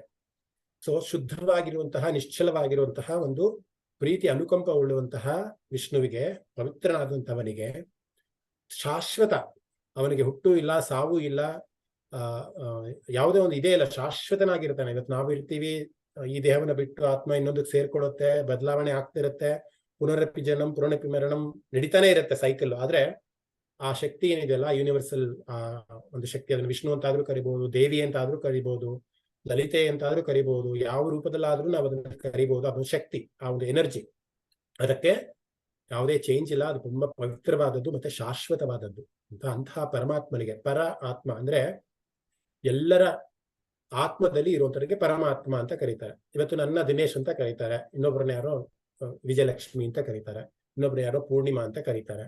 ಸೊ ಆ ದೇಹಕ್ಕೆ ಮಾತ್ರ ಅದು ಹೆಸರು ಅಲ್ವಾ? ಒಂದ್ಸತಿ ಆ ದೇಹದಲ್ಲಿ ಆತ್ಮ ಬಿಟ್ಟು ಹೋದಾಗ ಅದಕ್ಕೆ ಶವ ಅಂತಾರೆ, ಅಥವಾ ಹೆಣ ಬಂತು ಅಂತಾರೆ, ಹೊರತು ಬೇರೆ ಯಾವುದೋ ಬೇರೆ ಬಂತು ಅಂತ ಹೇಳೋದಿಲ್ಲ ಅಲ್ವಾ? ಅದಕ್ಕೆ ದೇಹಕ್ಕೆ ಕೊಟ್ಟಿರುವಂತಹ ಹೆಸರು ಅದಲ್ಲ. ಆದ್ರೆ ಆ ಆತ್ಮ ಏನಿದೆಯಲ್ಲ, ಅದೆಲ್ಲವೂ ಕೂಡ, ಎಲ್ಲರೂ ನೀವೀಗ ಇಷ್ಟು ಜನ ಇಲ್ಲಿ ಸೇರಿದಾರಲ್ಲ, ನಿಮ್ಮೆಲ್ಲರೂ ಕೂಡ ಒಂದು ಆತ್ಮ ಇದೆ ಅಂತ ಅಂದ್ರೆ ಅದೆಲ್ಲವೂ ಕೂಡ ಪರಬ್ರಹ್ಮನ ಒಂದು ಶಕ್ತಿ. ಆ ಶಕ್ತಿಯ ದೇಹದಲ್ಲಿ ಬಂದು ಕೂತು ನಿಮ್ಮಲ್ಲಿ ಕೆಲಸ ಮಾಡಿಸ್ತದೆ, ಕರ್ಮಗಳನ್ನ ಮಾಡಿಸ್ತಾ ಇದೆ ಅಂತ. ಸೊ ನಾವೆಲ್ಲರೂ ಒಂದೇ. ಅಂದ್ರೆ ಅಹಂ ಬ್ರಹ್ಮಾಸ್ಮಿ ಅಹಂ ಶಿವೋಹಂ ಅಂತ ನಾವೇನ್ ಹೇಳ್ತೀವಿ, ಭಗವದ್ಗೀತೆಯನ್ನು ಚೆನ್ನಾಗಿ ಅರ್ಥ ಮಾಡಿಕೊಂಡು ಗ್ರಹಣೆ ಮಾಡಿದ್ರೆ ಅದರ ಒಂದು ಅಹಂ ಶಿವೋಂ ಅಂದ್ರೆ ಏನು, ಅಥವಾ ಅಹಂ ಬ್ರಹ್ಮಾಸ್ಮಿ ಅಂದ್ರೆ ಏನು ಅಂತ ಒಂದು ಅರ್ಥವನ್ನ ನಿಮ್ಮೆಲ್ಲರೂ ಕೂಡ ಗ್ರಹಿಸಬಹುದು. ಸೊ ನಾವೆಲ್ಲರೂ ಕೂಡ ಪರಮಾತ್ಮನ ಒಂದು ಅಂಶವನ್ನ ತಾಳಿ ಬಂದಿರುವಂತ ನಮ್ಮ ಜನ್ಮ ಕರ್ಮದ ಅನುಸಾರವಾಗಿ ಜನ್ಮಗಳನ್ನ ಎತ್ತಿ ಯೋನಿಗಳಲ್ಲಿ ನಾವು ಜನ್ಮ ತಾಳಿರುವಂತಹದಕ್ಕೆ ಪರಮಾತ್ಮ ಅಂದ್ರೆ ಎಲ್ಲರ ಬೇರೆ ಬೇರೆ ಆತ್ಮಗಳಿರುವಂತಹ ಪರಮ ಆತ್ಮನು ಅಂದ್ರೆ ವಿಷ್ಣು ಅನ್ನುವಂತಹ ಅರ್ಥ ಕೊಡುವಂಥದ್ದು. ಇನ್ನೂ ಸ್ವಲ್ಪ ಮುಂದಕ್ಕೆ ಅದರ ಎಕ್ಸ್ಪ್ಲನೇಷನ್ ಕೊಡ್ತೀನಿ. ಏನು ಅಹಂ ಬ್ರಹ್ಮಾಸ್ಮಿ ಅಂದ್ರೆ ಏನು, ಅಹಂ ಶಿವೋಂ ಅಂದ್ರೆ ಏನು ಅಂತ ಅದೊಂದು ತತ್ವ ಇದೆ, ಅದೊಂದು ಸಿದ್ಧಾಂತ ಇದೆ. ಅದನ್ನು ನಾನು ಮುಂದಿನ ತರಗತಿಯಲ್ಲಿ ಹೇಳೋ ಪ್ರಯತ್ನ ಮಾಡ್ತೀನಿ. ಯಾಕಂದ್ರೆ ಅದನ್ನೇ ಹೇಳಿದ್ರೆ ಮುಂದೆ ಕ್ಲಾಸ್ಗಳನ್ನ ಮಾಡೋದಕ್ಕೆ ಸ್ವಲ್ಪ ವಿಳಂಬ ಆಗತ್ತೆ ಅನ್ನೋ ದೃಷ್ಟಿಯಿಂದ. ಸದೈಕ ರೂಪಾಯ, ಯಾವಾಗಲೂ ಏಕರೂಪನಾಗಿರುವಂಥದ್ದು. ಏಕರೂಪ ಅಂದ್ರೆ ಯಾವುದು? ಬರೀ ವಿಷ್ಣುನೇ ಅದೊಂದೇ ಏಕರೂಪ ಅಂತ ನೀವೆಲ್ಲರೂ ಕೇಳ್ಬೋದು. ಅಲ್ಲ, ಅವನಿಗೆ ರೂಪನೇ ಇಲ್ಲ. ಸದಾ ಸಚ್ಚಿದಾನಂದ ನಿರ್ಗುಣ ನಿರಾಕಾರ ಪರಬ್ರಹ್ಮ ಸ್ವರೂಪ ಅಂತ ಕರಿತೀವಲ್ಲ, ಆ ಶಕ್ತಿ, ಅದೊಂದು ಶಕ್ತಿ. ಅದಕ್ಕೊಂದು ಲಿಂಗ ಇಲ್ಲ, ಅದು ಗಂಡೋ ಹೆಣ್ಣೋ ಗೊತ್ತಿಲ್ಲ, ಅದಕ್ಕೊಂದು ರೂಪ ಇಲ್ಲ, ಅದು ಕಪ್ಪಗಿದನೋ ಬೆಳ್ಳಿಗಿದನೋ ಅದು ಶಕ್ತಿ ಗೊತ್ತಿಲ್ಲ. ಆದ್ರೆ ನಾವು ಅದನ್ನ ರಾಮ ಕೃಷ್ಣ ದೇವಿ ಅಂತ ಒಂದು ರೂಪವನ್ನು ಇಟ್ಕೊಂಡು ನಾವು ಅದನ್ನ ಆ ಶಕ್ತಿಗೆ ಆರಾಧನೆ ಮಾಡುವಂಥದ್ದು ಅಲ್ವಾ? ಸೊ ಏಕರೂಪ ಯಾವಾಗಲೂ ಏಕರೂಪವಾಗೇ ಇರುತ್ತೆ. ಎಲ್ಲರಿಗೂ ಕೂಡ ಒಂದೇ ನ್ಯಾಯವನ್ನ ಕೊಡುತ್ತಾ, ಎಲ್ಲರಿಗೂ ಒಂದೇ ಪ್ರೀತಿಯನ್ನ ಕೊಡುತ್ತಾ, ಎಲ್ಲರಿಗೂ ಒಂದೇ ನಿಟ್ಟಿನಲ್ಲಿ ಸಲಹುವಂತಹ ಒಂದು ಪರಮಾತ್ಮ ಏನಿದ್ದಾನೆ ಅದು ಏಕರೂಪವಾಗಿರ್ತಾನೆ ಅಂತ. ಸದೈಕ ಏಕರೂಪಾಯ, ಸದಾ ಏಕರೂಪದಲ್ಲಿ ಇರುವಂತ. ಸದೈಕ ಅಂದ್ರೆ ಸದಾ ಏಕ, ಬಿಡಿಸ್ಕೊಂಡ್ರೆ ಸದಾ ಏಕ, ಯಾವಾಗಲೂ ಕೂಡ ಒಂದೇ ರೂಪ. ಬೇರೆ ಬೇರೆ ರೂಪಗಳು ನಾವು ಮಾಡ್ಕೊಂಡಿರೋದು ನಮ್ಮ ಒಂದು ಇದಕ್ಕೆ ರಾಮಕೃಷ್ಣ ಅನ್ನುವಂಥದ್ದು ನಾವು ಅಂದ್ರೆ ಅದು ಮಾನವನಾಗಿ ಹುಟ್ಟಿ ಅಂತಹ ಒಂದು ದೈವತ್ವದ ಒಂದು ಶಕ್ತಿಯನ್ನ ಬೆಳೆಸ್ಕೊಂಡಿರುವಂಥದ್ದು. ಆದ್ರೆ ಆ ಶಕ್ತಿ ಮಾತ್ರ ಒಂದೇ, ಅದಕ್ಕೆ ಸದೈಕ ರೂಪಾಯ ಅನ್ನುವಂಥದ್ದು. ವಿಷ್ಣವೇ ಯಾರು? ವಿಷ್ಣುವಿಗೆ ಅನ್ನುವಂಥದ್ದು. ಸರ್ವ ಜಿಷ್ಣವೇ ಅಂತ ಅಂದ್ರೆ ಸದಾ ವಿಜೇತನೇ, ಅವರಿಗೆ ಸೋಲು ಅನ್ನೋದೇ ಇಲ್ಲ. ಯಾಕಂದ್ರೆ ಇಡೀ ಸೃಷ್ಟಿಯನ್ನ ನಿರ್ಮಾಣ ಮಾಡಿರೋದೇ ಅವನು. ಇಡೀ ಒಂದು ಎಮೋಷನ್ಸ್ ನಾಗಿರ್ಬೋದು, ಪ್ರಪಂಚನ ಆಗಿರ್ಬೋದು, ಸೃಷ್ಟಿ ಸ್ಥಿತಿ ಲಯ ಪ್ರತಿಯೊಂದು ಎಲ್ಲ ಅವನೇ ಆಗಿರೋದ್ರಿಂದ ಅವನು ಯಾವನು ವಿಜೇತನೇ, ಅವನಿಗೆ ಸೋಲು ಅನ್ನೋದೇ ಇಲ್ಲ.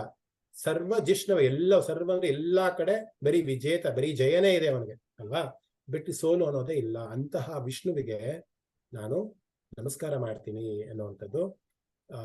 ಬದಲಾವಣೆ ಇಲ್ಲದಂತಹ ಪವಿತ್ರವಾಗಿರುವಂತಹ ಶಾಶ್ವತವಾಗಿರುವಂತಹ ಪರಮಾತ್ಮನಿಗೆ, ಸದಾ ಏಕರೂಪದಲ್ಲಿರುವಂತಹ ಪರಮಾತ್ಮನಿಗೆ, ಸದಾ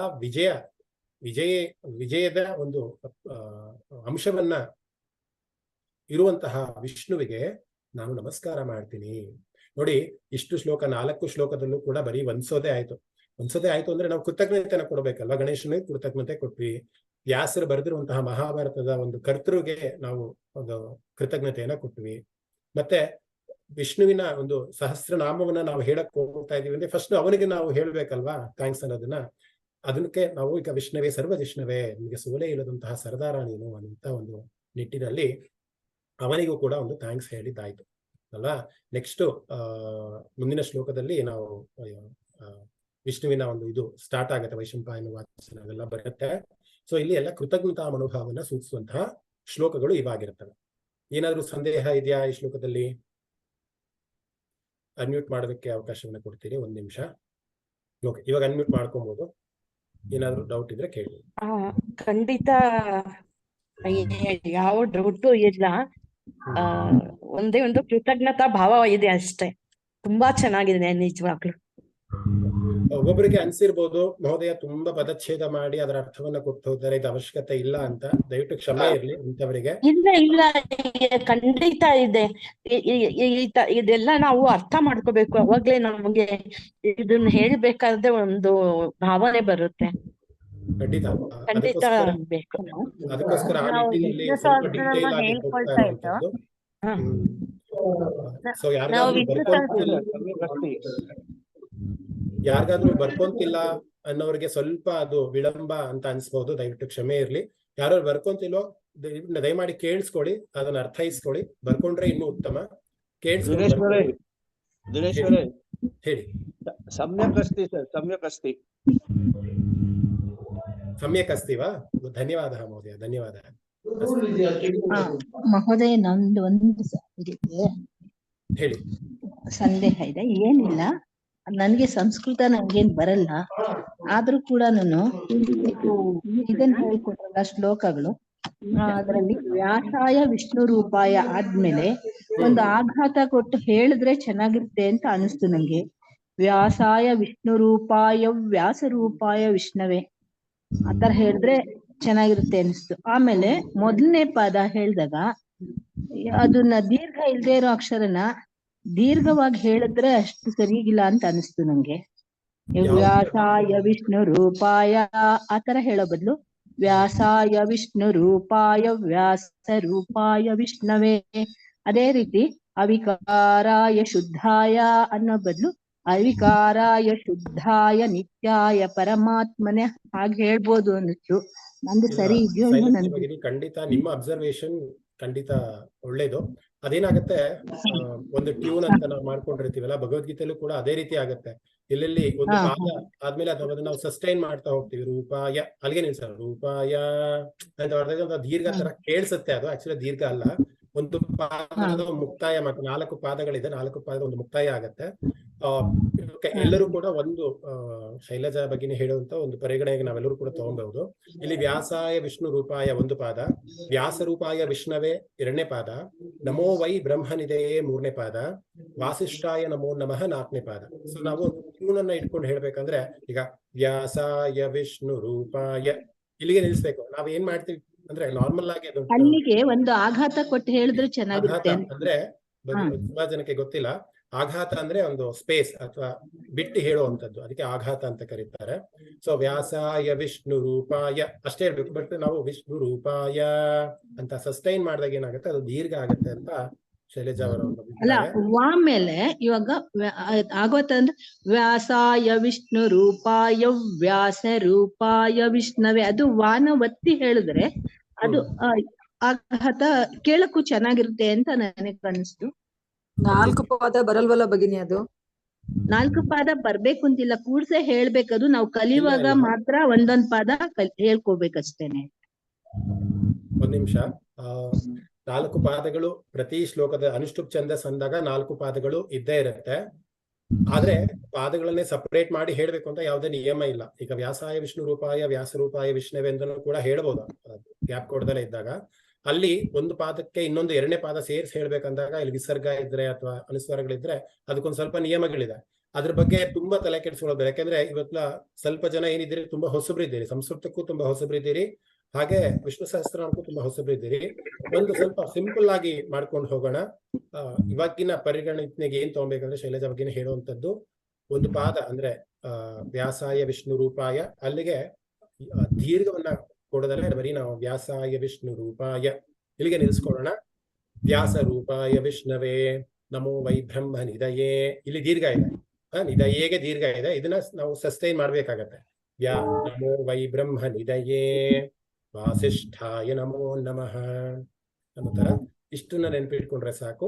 ತುಂಬಾ ದೀರ್ಘವಾಗಿ ಸಬ್ಜೆಕ್ಟ್ ಮೇಲೆ ಮಹೋದಯ, ಸಂಸ್ಕೃತದಲ್ಲಿ ಅಥವಾ ಭಕ್ತಿಯಲ್ಲಿ ಇದಮಿತ್ತಂ ಅಂತ ಏನಿಲ್ಲ. ನಾವು ಶ್ರದ್ಧೆಯಿಂದ ಭಕ್ತಿಯಿಂದ ಹೇಗೆ ಹೇಳಿದ್ರು ಪರಮಾತ್ಮನಿಗೆ ಅರ್ಪಣೆ ಆಗುತ್ತೆ. ನೀವ್ ಹೇಳ್ತಾ ಇರೋ ಕ್ರಮ ಕರೆಕ್ಟ್ ಆಗೇ ಇದೆ, ಅದರಲ್ಲಿ ಬೇರೆ ಮಾತೇ ಇಲ್ಲ. ಇದಮಿತ್ತಂ ಅಂತಿಲ್ಲ, ಹೀಗೆ ಅಂತಿಲ್ಲ, ಹಾಗೆ ಅಂತಿಲ್ಲ. ಶ್ರದ್ಧೆ ಭಕ್ತಿಯಿಂದ ನಾವು ಇದನ್ನ ಭಗವಂತನನ್ನ ಸ್ಮರಿಸ್ಬೇಕು, ಪ್ರಾರ್ಥಿಸ್ಬೇಕು, ಅದು ಅಲ್ಟಿಮೇಟ್.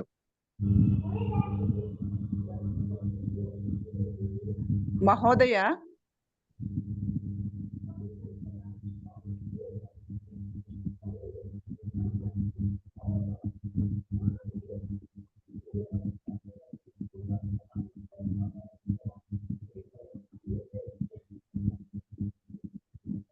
ಮುಗಿತಾ? ಯಾಕೆ ಕೇಳಿಸ್ತಾ ಇಲ್ಲ?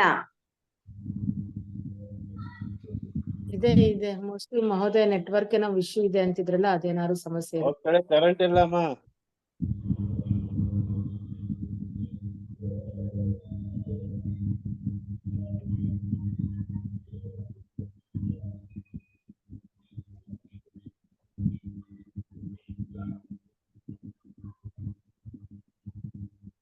ನೆಟ್ವರ್ಕ್ ಪ್ರಾಬ್ಲಮ್ ಆಗಿರ್ಬೇಕು. ಅಲ್ಲ, ಹೇಳಿದ್ರಲ್ಲ ಕರೆಂಟ್ ಇಲ್ಲಿ ಸಮಸ್ಯೆ ಇದೆ, ಸ್ವಲ್ಪ ನೆಟ್ವರ್ಕ್ ಇಶ್ಯೂ ಇದೆ ಅಂತ. ಮೇ ಬಿ ಹಂಗೇನಾರು ಆಗಿರ್ಬೇಕು. ಹೌದು.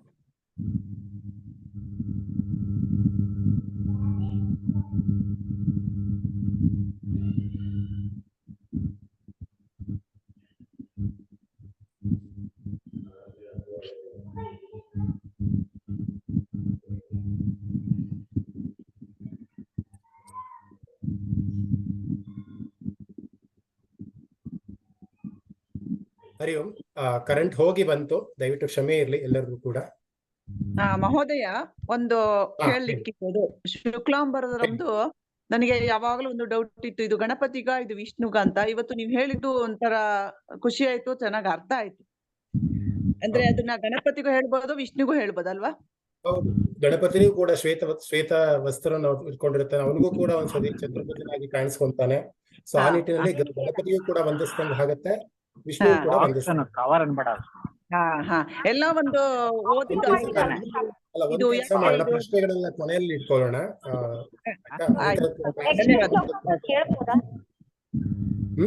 ಪ್ರಶ್ನೆಗಳನ್ನ ಕೊನೆಯಲ್ಲಿ ಇಟ್ಕೊಳ್ಳೋಣ, ಆಯ್ತಾ? ಒಂದು 10 ನಿಮಿಷದ ಅವಕಾಶ ಪ್ರಶ್ನೆಗಳು ಇದ್ದೇ ಇರುತ್ತೆ.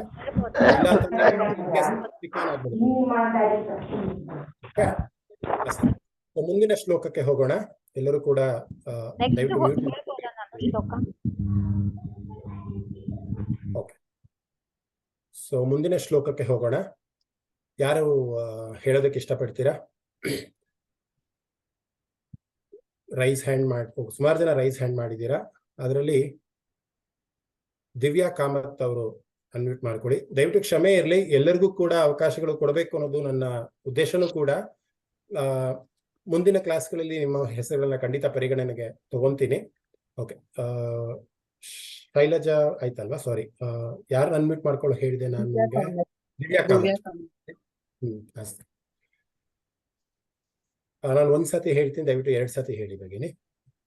ಯಸ್ಯ ಸ್ಮರಣ ಮಾತ್ರೇಣ ಯಸ್ಯ ಸ್ಮರಣ ಮಾತ್ರೇಣ ಯಸ್ಯ ಸ್ಮರಣ ಮಾತ್ರೇಣ ಜನ್ಮ ಸಂಸಾರ ಬಂಧನಾತ್ ಜನ್ಮ ಸಂಸಾರ ಬಂಧನಾತ್ ಜನ್ಮ ಸಂಸಾರ ಬಂಧನಾತ್ ವಿಮುಚ್ಯತೆ ನಮಸ್ತಸ್ಮೈ ವಿಮುಚ್ಯತೆ ನಮಸ್ತಸ್ಮೈ ವಿಮುಚ್ಯತೆ ನಮಸ್ತಸ್ಮೈ ವಿಷ್ಣವೇ ಪ್ರಭ ವಿಷ್ಣವೇ ವಿಷ್ಣವೇ ಪ್ರಭ ವಿಷ್ಣವೇ ವಿಷ್ಣವೇ ಪ್ರಭ ವಿಷ್ಣವೇ ಯಸ್ಯ ಸ್ಮರಣ ಮಾತ್ರೇಣ ಜನ್ಮ ಸಂಸಾರ ಬಂಧನಾತ್ ವಿಮುಚ್ಯತೆ ನಮಸ್ತಸ್ಮೈ ವಿಷ್ಣವೇ ಪ್ರಭ ವಿಷ್ಣವೇ.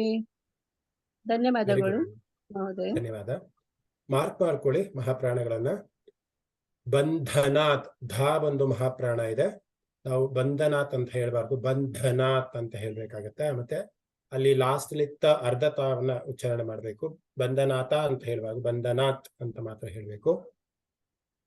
ಮತ್ತೆ ಪ್ರಭ, ಪ್ರಭ ವಿಷ್ಣವೇ, ಪ್ರಭ ಅಂದ್ರೆ ಬೆಳಕು, ಪ್ರಭ, ಭಾ ಬಂದು ಮಹಾಪ್ರಾಣ ಇದೆ. ಮತ್ತೆ ಮುಂದಿನ ಓಂ ನಮೋ ವಿಷ್ಣಾಯ, ಓಂ ನಮೋ ವಿಷ್ಣವೇ ಪ್ರಭ ವಿಷ್ಣವೇ ಅಂತ ಕೂಡ ಇದೆ. ಈ ಶ್ಲೋಕ ಆದ್ಮೇಲೆ ಬರುತ್ತೆ.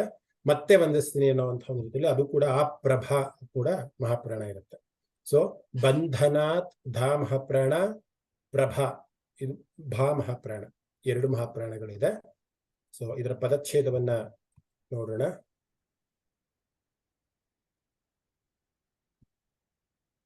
ಓಕೆ, ಯಸ್ಯ ಸ್ಮರಣ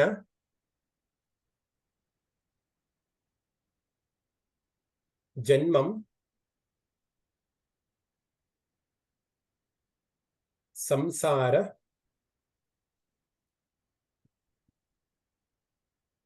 ಬಂಧ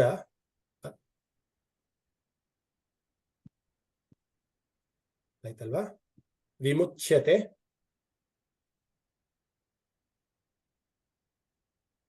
ನಮಸ್ ನಮಸ್ ಆಯ್ತಲ್ವಾ? ತಸ್ಮೈ ಪ್ರಭ. ಮತ್ತೊಂದ್ಸತಿ ಹೇಳ್ತೀನಿ ಪದಚ್ಛೇದನ. ಯಸ್ಯ ಸ್ಮರಣ ಜನ್ಮಂ ಸಂಸಾರ ಬಂಧ ವಿಮುಚ್ಯತೆ ನಮಸ್ ತಸ್ಮೈ ಪ್ರಭ. ಇಷ್ಟನ್ನ ಬರ್ಕೊಂಡಿರಿ. ಅದಕ್ಕೆ ಅರ್ಥವನ್ನ ಒಂದ್ಸತಿ ನೋಡ್ಕೊಳ್ಳೋಣ. ಯಸ್ಯ ಅಂದ್ರೆ ಯಾರು, ಸ್ಮರಣ ಅಂದ್ರೆ ಆಲೋಚನೆಗಳು, ಸ್ಮರಣ ಅಂದ್ರೆ ಆಲೋಚನೆಗಳು, ಜನ್ಮಂ ಅಂದ್ರೆ ಜನ್ಮ ಅಥವಾ ಜೀವನ,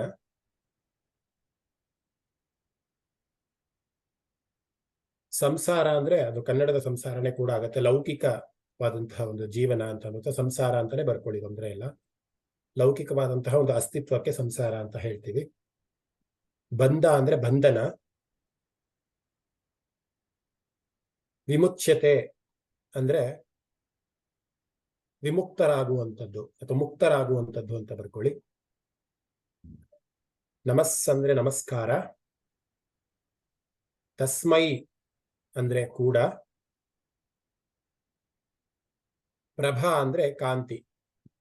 ಮತ್ತೊಮ್ಮೆ ಹೇಳ್ತೇನೆ, ಯಸ್ಯ ಅಂದ್ರೆ ಯಾರು, ಸ್ಮರಣ ಅಂದ್ರೆ ಆಲೋಚನೆಗಳು, ಜನ್ಮಂ ಅಂದ್ರೆ ಜನ್ಮ, ಜೀವನ ಅಥವಾ ಜನ್ಮ ಅಥವಾ ಜೀವನ ಅಂತ ಆಗುತ್ತೆ.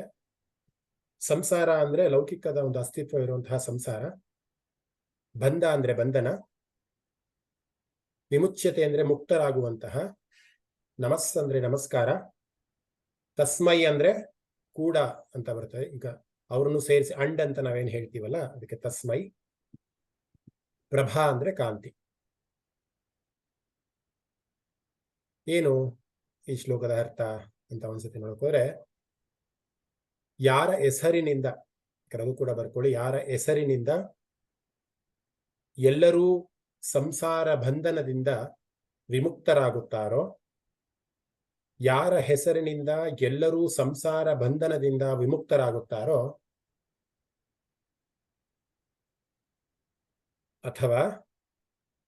ಅಥವಾ ಕೇವಲ ಆಲೋಚನೆಯಿಂದ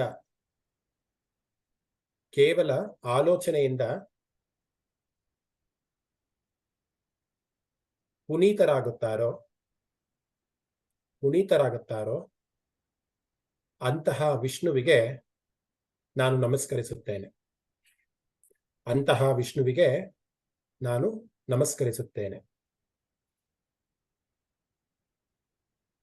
ಇದರ ಅರ್ಥವನ್ನ ಇನ್ನೂ ಸ್ವಲ್ಪ ನಾವು ತಿಳ್ಕೊಳ್ಳೋಣ. ಯಸ್ಯ ಸ್ಮರಣ ಮಾತ್ರೇಣ, ಯಸ್ಯ ಅಂದ್ರೆ ಯಾರ ಸ್ಮರಣೆ ಮಾತ್ರದಿಂದ, ನೋಡಿ ಎಷ್ಟು ಸುಲಭವಾಗಿದೆ, ಕನ್ನಡಕ್ಕೆ ತುಂಬಾ ಹತ್ತಿರವಾಗಿದೆ. ಯಸ್ಯ ಅಂದ್ರೆ ಯಾರು, ಸ್ಮರಣ ಅಂದ್ರೆ ಸ್ಮರಣೆ ಮಾಡ್ಕೊಳ್ಳೋದು, ಮಾತ್ರ ಅಂದ್ರೆ ಅವನ ಸ್ಮರಣೆ ಮಾತ್ರ, ಮಾತ್ರೇಣ ಅಂದ್ರೆ ಅವನ ಮಾಡಿದ ತಕ್ಷಣದಲ್ಲಿ ಅಂತ. ಯಸ್ಯ ಸ್ಮರಣ ಮಾತ್ರೇಣ ಜನ್ಮ ಸಂಸಾರ ಬಂಧನಾದ್, ಇಡೀ ಜನ್ಮ ಅಥವಾ ಸಂಸಾರದ ಬಂಧನ ಏನಿದೆ, ಪುನರಪಿ ಜನನಂ ಪುನರಪಿ ಮರಣಂ ಅಂತ ಏನ್ ಈ ಸೈಕಲ್ ಅಲ್ಲಿ ನಾವು ಜೀವಿಸ್ತಾ ಇದೀವಲ್ಲ, ಸಂಸಾರ ಬಂಧನ, ಕಷ್ಟ, ನೋವು, ಇದೊಂದು ಬಂಧನೆ ಅಲ್ವಾ. ಪ್ರತಿಯೊಂದು ಕೂಡ ಒಂದು ಬಂಧನ, ಪ್ರತಿಯೊಂದು ಜಂತುವು ಕೂಡ ಒಂದೇ ಆದಂತಹ ಕಷ್ಟಗಳು ಇದ್ದೇ ಇರುತ್ತೆ. ತನ್ನ ಒಂದು ಕುಕ್ಷಿಬಾದಿಗಾಗಿರ್ಬೋದು, ಜೀವನ ಸಾಗಿಸ್ಬೇಕಾಗಿರ್ಬೋದು, ಭಾವನೆಗಳಾಗಿರ್ಬೋದು, ನೋವು ಆಗಿರ್ಬೋದು, ಕಷ್ಟಗಳು, ಎಲ್ಲವೂ ಕೂಡ ಬಂಧನನೇ. ಇಂತಹ ಒಂದು ಬಂಧನದಿಂದ, ಇಂತಹ ಒಂದು ಸಂಸಾರದ ಒಂದು ಬಂಧನದಿಂದ ವಿಮುಕ್ತರಾಗಬೇಕಂದ್ರೆ ನಾವು ಅವನ ಸ್ಮರಣೆ ಮಾಡಿದ್ರೆ ಸಾಕು. ಯಾವ ರೀತಿ ಸ್ಮರಣೆ ಮಾಡಬೇಕು? ವಿಷ್ಣುವಿನ ಸಹಸ್ರನಾಮವನ್ನ ವಿಂಗಡಣೆ ಮಾಡಿ ಅದರ ಅರ್ಥೈಸಿಕೊಂಡು ನಾವನ್ನ ಒಂದು ತಿಳ್ಕೊಳ್ಳುವಂತ ಸ್ಮರಣೆ ಮಾಡಿದ್ರೆ ಸಾಕು. ವಿಮುಚ್ಯತೆ, ಮುಕ್ತರಾಗಿ ಹೋಗ್ತೀವಿ ಈ ಬಂಧನದಿಂದ ಮತ್ತೆ ನಾವು ಜನನ ಅನ್ನೋದೇ ನಮ್ಗೆ ಇರೋದಿಲ್ಲ. ಅಂದ್ರೆ ವಿಷ್ಣುವಿನ ಒಂದು ಅಂಶದಲ್ಲಿ ನಾವು ಹೋಗಿ ಸೇರ್ಕೊಂಡ್ಬಿಡ್ತೀವಿ, ನಾವೆಲ್ಲ ವಿಷ್ಣುವಿನ ಅಂಶ ಅಲ್ವಾ, ವಿಷ್ಣುವೇ ಆಗ್ಬಿಡ್ತೀವಿ ಅನ್ನುವಂತ ಒಂದು ಅರ್ಥ. ವಿಮುಚ್ಯತೆ ನಮಸ್ತಸ್ಮೈ, ಮತ್ತೆ ನಾನು ವಂದಿಸ್ತೀನಿ. ಯಾರಿಗೆ ವಂದಿಸ್ತೀನಿ? ಅಂತಹ ಶಕ್ತಿಯನ್ನ ನನಗೆ ಕೊಡಬೇಕಾಗಿರುವಂತಹ ವಿಷ್ಣುವಿಗೆ ನಾನು ವಂದಿಸ್ತೀನಿ. ಪ್ರಭಾ ಅಂದ್ರೆ ಕಾಂತಿ, ಎಷ್ಟು ಕಾಂತಿಯುತವಾಗಿ, ಎಷ್ಟು ಪವರ್ಫುಲ್ ಆಗಿರುತ್ತಲ್ಲ ಪ್ರಭಾ ಅಂದ್ರೆ, ಆ ಕಾಂತಿ ಉಳ್ಳಂತಹ ವಿಷ್ಣುವಿಗೆ. ವಿಷ್ಣವೇ ಪ್ರಭ ವಿಷ್ಣು, ಫಸ್ಟ್ ವಿಷ್ಣವೇ ಅಂತ ಹೇಳಿದ್ರು, ವಿಷ್ಣವೇ ಅಂದ್ರೆ ವಿಷ್ಣುವಿಗೆ ಅಂತ, ಪ್ರಭಾ ವಿಷ್ಣವೇ ಅಂತ ಮತ್ತೆ ಹೇಳ್ತಿದ್ದಾರೆ. ಯಾಕೆಂದ್ರೆ ಅಂತಹ ಕಾಂತಿಯುಳ್ಳಂತಹ, ಅಂತ ಒಂದು ತೇಜಸ್ಸುಳ್ಳುವಂತಹ ವಿಷ್ಣುವಿಗೆ ನಾನು ನಮಸ್ಕಾರ ಮಾಡ್ತೀನಿ ಅನ್ನುವಂತ ಹೇಳ್ತಾರೆ. ಪ್ರಣವ ಸ್ವರೂಪನಾದಂಥವನಲ್ವಾ, ಓಂಕಾರ ಅಂದ್ರೆ ಪ್ರಣವ, ಅವನ ಸ್ವರೂಪನಾಗಿರುವಂತಹ ಅಂತ ಒಂದು ಶಕ್ತಿಗೆ ನಾನು ನಮಸ್ಕಾರ ಮಾಡ್ತೀನಿ ಅಂತ. ಯಸ್ಯ ಸ್ಮರಣ ಮಾತ್ರೇಣ ಜನ್ಮ ಸಂಸಾರ ಬಂಧನಾತ್ ವಿಮುಚ್ಯತೆ ನಮಸ್ತಸ್ಮೈ ವಿಷ್ಣವೇ ಪ್ರಭ ವಿಷ್ಣವೇ, ಅಂತಹ ವಿಷ್ಣುವಿಗೆ ನಾನು ನಮಸ್ಕಾರವನ್ನ ಮಾಡ್ತೀನಿ. ಬಹಳ ಸುಲಭವಾದಂತಹ ಒಂದು ಶ್ಲೋಕನೇ. ಯಾರಿಗಾದ್ರೂ ಏನಾದ್ರೂ ಸಂದೇಹ ಇದೆಯಾ ಅದರಲ್ಲಿ? ಪದಚ್ಛೇದ ಆಗಿರ್ಬೋದು ಅಥವಾ ಇದಾಗಿರ್ಬೋದು, ಅನ್ಮ್ಯೂಟ್ ಮಾಡ್ಕೊಂಡು ಕೇಳ್ಬೋದು. ಬರೀ ಈ ಶ್ಲೋಕಕ್ಕೆ ನನಗೆ ಒಂದು ಇದಿದೆ, ಕ್ವಶನ್ ಇದೆ. ಏನಂತಂದ್ರೆ, ಈಗ ನಾನು ಸ್ಟೇಟ್ ಗವರ್ಮೆಂಟ್ ಆಫೀಸ್ ಅಲ್ಲಿ ಕೆಲಸ ಮಾಡ್ತಾ ಇದ್ದೀನಿ. ಈಗ ನೆಕ್ಸ್ಟ್ ವೀಕ್, ಇವಾಗ 4th ಸ್ಯಾಟರ್ಡೆ ರಜಾ ಇದೆ. ನೆಕ್ಸ್ಟ್ ವೀಕ್ ಸ್ಯಾಟರ್ಡೆ ನಾವು ಆಫೀಸ್ ಅಲ್ಲಿ ಇರ್ತೀವಿ. 4ರಿಂದ 5 ಅಂದ್ರೆ ಅಲ್ಲಿ ಆಫೀಸ್ ಅಲ್ಲಿ ನನ್ಗೆ ಕ್ಲಾಸ್ ಅಟೆಂಡ್ ಮಾಡ್ಲಿಕ್ಕೆ ಕಷ್ಟ ಆಗುತ್ತೆ. ನನ್ಗೆ ಈ ಕ್ಲಾಸ್ ಬಿಡ್ಲಿಕ್ಕೆ ಇಷ್ಟ ಇಲ್ಲ. ಕಾಲ್ ಮಾಡಿ ಹೇಳಿ, ನಂಗೆ ಗೊತ್ತಾಯ್ತು ನಿಮ್ ಕ್ಲಾಸ್ ಅಟೆಂಡ್ ಮಾಡಕ್ಕೆ, ಬಿಕಾಸ್ ಇಷ್ಟು ಜನಕ್ಕೆ ಟೈಮ್ ಇದಾಗತ್ತೆ. ಪರ್ಸನಲ್ ನಾನು ಕಾಲ್ ಮಾಡಿ ಅದಕ್ಕೆ ಪರಿಹಾರ ಅಂತ ಮಾಡೋಣ. ಶ್ಲೋಕಕ್ಕೆ ರಿಲೇಟೆಡ್ ಖಂಡಿತ, ಯಾಕೆಂದ್ರೆ ನಾನು ಇದನ್ನ ಮಿಸ್ ಮಾಡ್ಕೊಳ್ಳಿಕ್ಕೆ ಸ್ವಲ್ಪನೂ ಇಷ್ಟ ಇಲ್ಲ. ನಂಗೆ ಇವತ್ತು ಒಂದು ದಿನಕ್ಕೆ ನನ್ನ ಮನಸ್ಸು ತುಂಬಿ ಬಂದಿದೆ. ಥ್ಯಾಂಕ್ಸ್, ಧನ್ಯವಾದ. ಸರಿ, ಇನ್ನೇನು ಪ್ರಶ್ನೆ ಇಲ್ಲ ಆದ್ರೆ ಮುಂದಕ್ಕೆ ಹೋಗೋಣ. ಬಿಕಾಸ್ ಒಂದು ಕ್ಲಾಸಲ್ಲಿ ಆದಷ್ಟು ಜಾಸ್ತಿ ಕಲ್ತ್ಕೊಳ್ಳೋಣ ಅನ್ನುವಂತ ಒಂದು ನಿಟ್ಟಿನಲ್ಲಿ. ಸೊ ಈ ಒಂದು ಶ್ಲೋಕದಲ್ಲಿ ಏನು ಪ್ರಶ್ನೆ ಇಲ್ಲ ಅಂತ ಭಾವಿಸ್ತೀನಿ. ಕಡೆ 10 ನಿಮಿಷಗಳು ನಿಮ್ಗೆ ಖಂಡಿತ ಬೇರೆ ಪ್ರಶ್ನೆಗಳಿಗೆ ಅವಕಾಶ ಇರುತ್ತೆ. ಮುಂದಿನ ಶ್ಲೋಕಕ್ಕೆ ಹೋಗೋಣ. ಯಾರು ರಿಪೀಟ್ ಮಾಡ್ತೀರಾ? ಓಕೆ, ರೇಣುಕಾ ಭಗಿನಿ ಹೇಳ್ತೀರಾ? ಅನ್ಮ್ಯೂಟ್ ಮಾಡ್ಕೊಳ್ಳಿ. ಶ್ರೀ ವೈಶಂಪಾಯನ ಉವಾಚ. ಶ್ರೀ ವೈಶಂಪಾಯನ ಉವಾಚ. ಶ್ರೀ ವೈಶಂಪಾಯನ ಉವಾಚ. ಶ್ರುತ್ವಾ ಧರ್ಮನಶೇಷೇಣ श्रुत्वा धर्मनुशेषेण श्रुत्वा धर्मनुशेषेण ಪಾವನಾನಿ ಚ ಸರ್ವಶಃ पावनानि च सर्वशः पावनानि च सर्वशः ಯುಧಿಷ್ಠಿರ ಶಾಂತನವಂ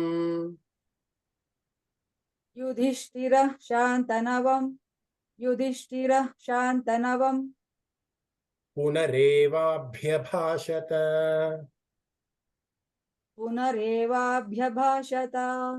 पुनरेवाभ्यभाषत श्रीवैशम्पायन उवाच श्रुत्वा धर्मानशेषेण पावनानि च सर्वशः युधिष्ठिरः शान्तनवम् पुनरेवाभ्यभाषत. ಧನ್ಯವಾದಗಳು, ಚೆನ್ನಾಗಿ ಹೇಳಿದ್ರಿ. ಮಹಾಪ್ರಾಣಗಳು ಎಲ್ಲಿದೆ ಒಂದ್ಸತಿ ನೋಟ್ ಮಾಡ್ಕೊಳ್ಳಿ. ಶ್ರುತ್ವಾ ಧರ್ಮ, ಧ ಮಹಾಪ್ರಾಣ ಇದೆ ಧರ್ಮಗೆ. ಮತ್ತೆ ಯುಧಿ, ಧೀ ಮಹಾಪ್ರಾಣ ಇದೆ. ಸ್ಥಿರ, ಶೀಕೆ ತಾವತ್ತಿದೆ, ಅದು ಕೂಡ ಮಹಾಪ್ರಾಣ ಆಗುತ್ತೆ. ಯುಧಿಷ್ಠಿರ ಅಂತ ಹೇಳ್ಬೇಕು. ಯುಧಿಷ್ಠಿರ ಮತ್ತೆ ಶ್ರೀ ಬಂದು ನಾಲಿಗೆನ ಸ್ವಲ್ಪ ಮಡಚಿ ಹೇಳುವಂಥದ್ದು. ಷ್ಟಿ ಬರಬೇಕು, ಅಲ್ಲಿ ಶಕಾರ ಆಗ್ಲಿ ಅಥವಾ ಸಕಾರ ಆಗ್ಲಿ ಬರಬಾರ್ದು. ಯುಧಿಷ್ಠಿರ ಅಂತ ಹೇಳ್ಬೇಕಾಗತ್ತೆ. ಪುನರೇವಾಭ್ಯ, ಭಾ ಬಂದು ಮಹಾಪ್ರಾಣ ಇದೆ. ಭಾಷತ, ಭಾ ಕೂಡ ಮಹಾಪ್ರಾಣ ಇದೆ. ಎಲ್ಲರೂ ನೋಟ್ ಮಾಡ್ಕೊಂಡ್ರಿ ಅಂತ ಅನ್ಸುತ್ತೆ. ಇಲ್ಲಿ ನೀವೆಲ್ಲರೂ ಕೂಡ ಒಂದು ಪ್ರಶ್ನೆ ಎಲ್ಲರೂ ಕೂಡ ಮಧ್ಯರುತ್ತೆ, ಯಾರಿದು ವೈಶಂಪಾಯನ ಯಾರು ಅಂತ. ಸೊ ಅದು ವೈಶಂಪಾಯನ ಯಾರು ಅಂತ ಹೇಳ್ಬೇಕಂದ್ರೆ ಎಲ್ರಿಗೂ ಒಂದು ಸ್ವಲ್ಪ ಟೈಮ್ ಇದೆಯಾ ಒಂದು ಇದರ ಒಂದು ಬ್ಯಾಕ್ಗ್ರೌಂಡ್ ಕಥೆಯನ್ನು ಹೇಳೋದಕ್ಕೆ? ಎಲ್ಲರಿಗೂ ಅನ್ಮ್ಯೂಟ್ ಮಾಡ್ತೀನಿ ಒಂದ್ಸತಿ. ಎಲ್ಲರಿಗೂ ಇನ್ನೊಂದು 10-15 ನಿಮಿಷ ತಗೊಂಡ್ರೆ ತೊಂದರೆ ಇಲ್ಲ ಅಲ್ಲ? ಓಕೆ. ಒಂದು ವೈಶಂಪಾಯನ ಯಾರು ಅನ್ನೋದಕ್ಕೆ ಒಂದು ಬ್ಯಾಕ್ಗ್ರೌಂಡ್ ಅನ್ನ ಹೇಳೋದಕ್ಕೆ ಇಷ್ಟಪಡ್ತೀನಿ. ಆಕ್ಚುಲಿ ಮಹಾಭಾರತ ಅಂತ ಅಂದಾಗ ಆ ಸ್ಟೋರಿನ ಎಲ್ಲಿಂದ ಸ್ಟಾರ್ಟ್ ಮಾಡಬೇಕು ಅನ್ನೋದೇ ನಿಜವಲ್ಲೂ ಒಂಥರ ಇದನ್ಸತ್ತೆ. ಆಕ್ಚುಲಿ ಸಾಮಾನ್ಯವಾಗಿ ಮಹಾಭಾರತ ಅಂದಾಗ ನಿಮ್ಗೆಲ್ಲರೂ ಕೂಡ ಗೊತ್ತಿರುತ್ತೆ, ಕುರುಕ್ಷೇತ್ರ ಯುದ್ಧ ಕೌರವರಿಗೆ ಪಾಂಡವರಿಗೆ ನಡೆಯುತ್ತೆ. ಅಲ್ಲಿ ಕೌರವರಿಗೆ ಸೋಲಾಗುತ್ತೆ. ಭೀಮ ತನ್ನ ಗದೆಯಿಂದ ದುರ್ಯೋಧನನ ಕಾಲನ್ನ ಮುರಿಯುತ್ತಾನೆ. ಇಲ್ಲಿ ತನಕ ಗೊತ್ತಿರುತ್ತೆ ಸಾಮಾನ್ಯವಾಗಿ. ಸೊ ಅದಕ್ಕೋಸ್ಕರ ಅಲ್ಲಿಂದನೇ ಶುರು ಮಾಡ್ತೀನಿ. ಅವಾಗಲೇ ಹೇಳಿದಾಗೆ ಮಹಾಭಾರತದ ಕತೆ ಅಂದ್ರೆ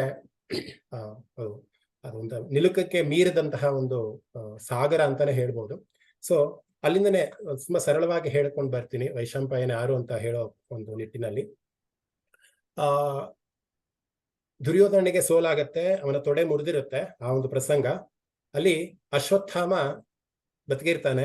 ಅಶ್ವತ್ಥಾಮನಿಗೆ ದುರ್ಯೋಧನ ಹೇಳ್ತಾನೆ, ಹೇಗಾದ್ರೂ ಮಾಡಿ ಕೌರವರ ಒಂದು ಸಂತಾನ ಉಳಿಬೇಕು, ಪಾಂಡವರ ಸಂತಾನ ನಶಿಸಿ ಹೋಗ್ಬೇಕು. ಅಲ್ಲಿ ಉತ್ತರೆ ಗರ್ಭವತಿ ಆಗಿರ್ತಾಳೆ.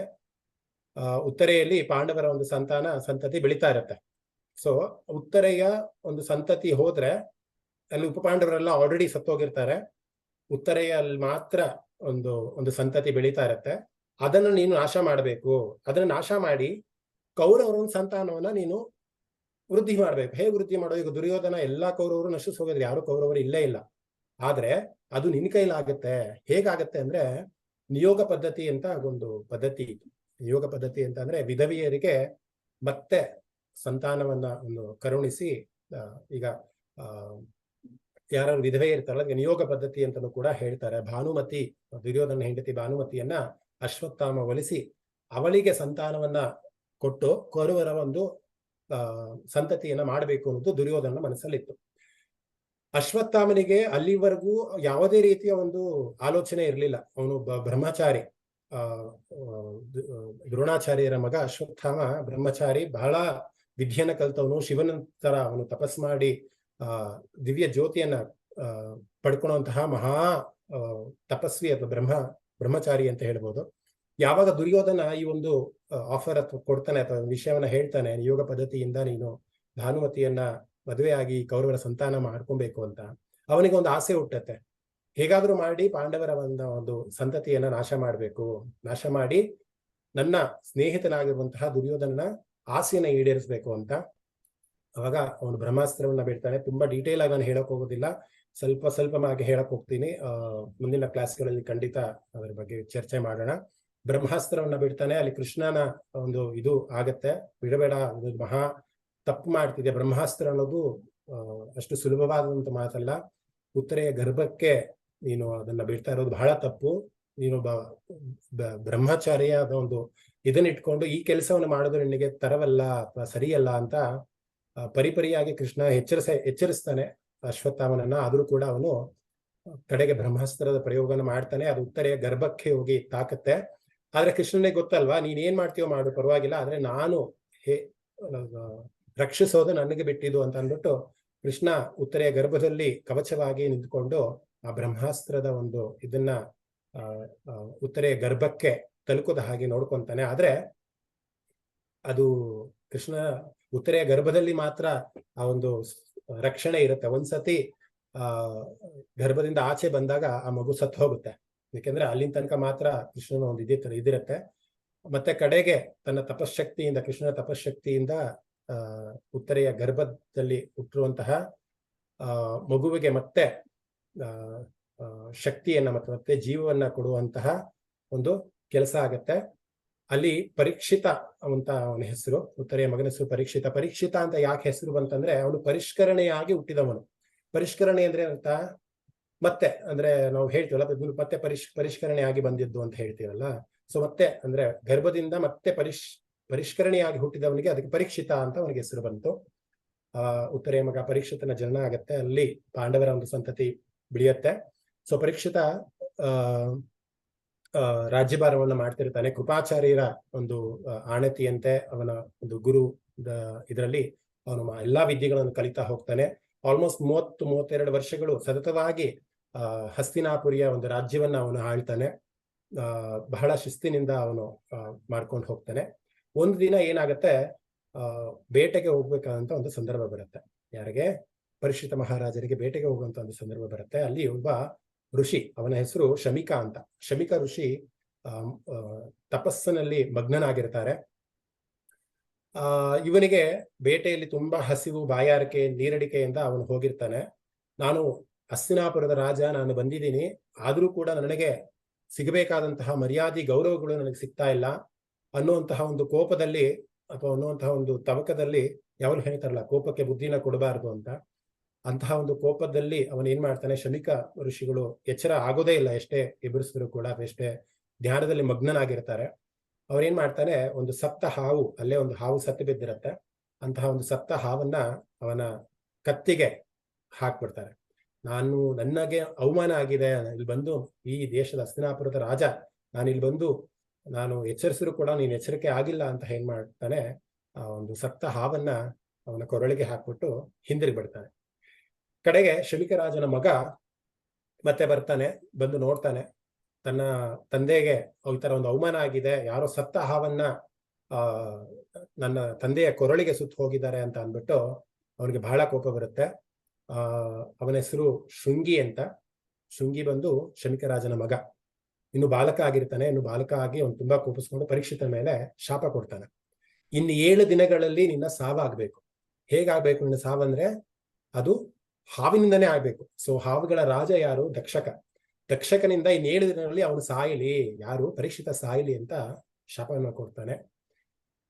ಟೈಮ್ ಇದ್ರೆ ಇನ್ನೂ ತುಂಬಾ ವಿಸ್ತಾರವಾಗಿ ಭಾವನೆಗಳನ್ನ ಕೊಟ್ಟು ಹೇಳುವುದಾಗಿತ್ತು, ಆದ್ರೂ ಅಳತೆ ಮೀರಿರೋದ್ರಿಂದ ಚಿಕ್ಕದಾಗಿ ಹೇಳ್ತಾ ಹೋಗ್ತೀನಿ. ಶಾಪವನ್ನ ಕೊಡ್ತಾನೆ ಶೃಂಗಿ. ಮತ್ತೆ ಆ ಶಾಪದ ವಿಚಾರ ಗೊತ್ತಾಗತ್ತೆ ಪರೀಕ್ಷಿತನಿಗೆ, ನಾನು ಇನ್ನು 7 ದಿನಗಳಲ್ಲಿ ಸಾಯ್ತೀನಿ ಅಂತ. ಅವರ ಗುರುಗಳನ್ನ ಭೇಟಿ ಮಾಡ್ತಾನೆ. ಹೇಗಾದ್ರೂ ನಾನು ಬದುಕಬೇಕು, ನನಗೆ ಸಾವು ಆಗ್ಬಾರ್ದು ಅಂತ ಒಂದು ಇಡೀ ದೊಡ್ಡ ಮಂಟಪವನ್ನ ಕಟ್ಟಿ, ಎತ್ತರವಾದಂತ ಗೋಪುರವನ್ನು ಕಟ್ಟಿ, ಅಲ್ಲಿ ಯಾವುದೇ ಒಂದು ಕ್ರಿಮಿ ಕೀಟ ಏನೂ ಬರದೇ ಇರೋ ತರ ಸುರಕ್ಷಿತವಾಗಿರೋ ತರ ಮಾಡ್ಕೊಂತಾನೆ. ಯಾವುದೇ ಹಾವುಗಳು ನುಗ್ಗಬಾರದು ಅಂತ ಎಲ್ಲಾ ಬಂದೋಬಸ್ತ್ ಮಾಡ್ಕೊಂಡು, ಮತ್ತೆ ಗುರುಗಳನ್ನ ಇದಕ್ಕೇನಾದ್ರು ಪರಿಹಾರ ಇದೆಯಾ ಅಂತ ಎಲ್ಲ ಕೇಳುವಂತಹ ಒಂದು ಕಾರ್ಯ ಕೂಡ ನಡೆಯುತ್ತೆ.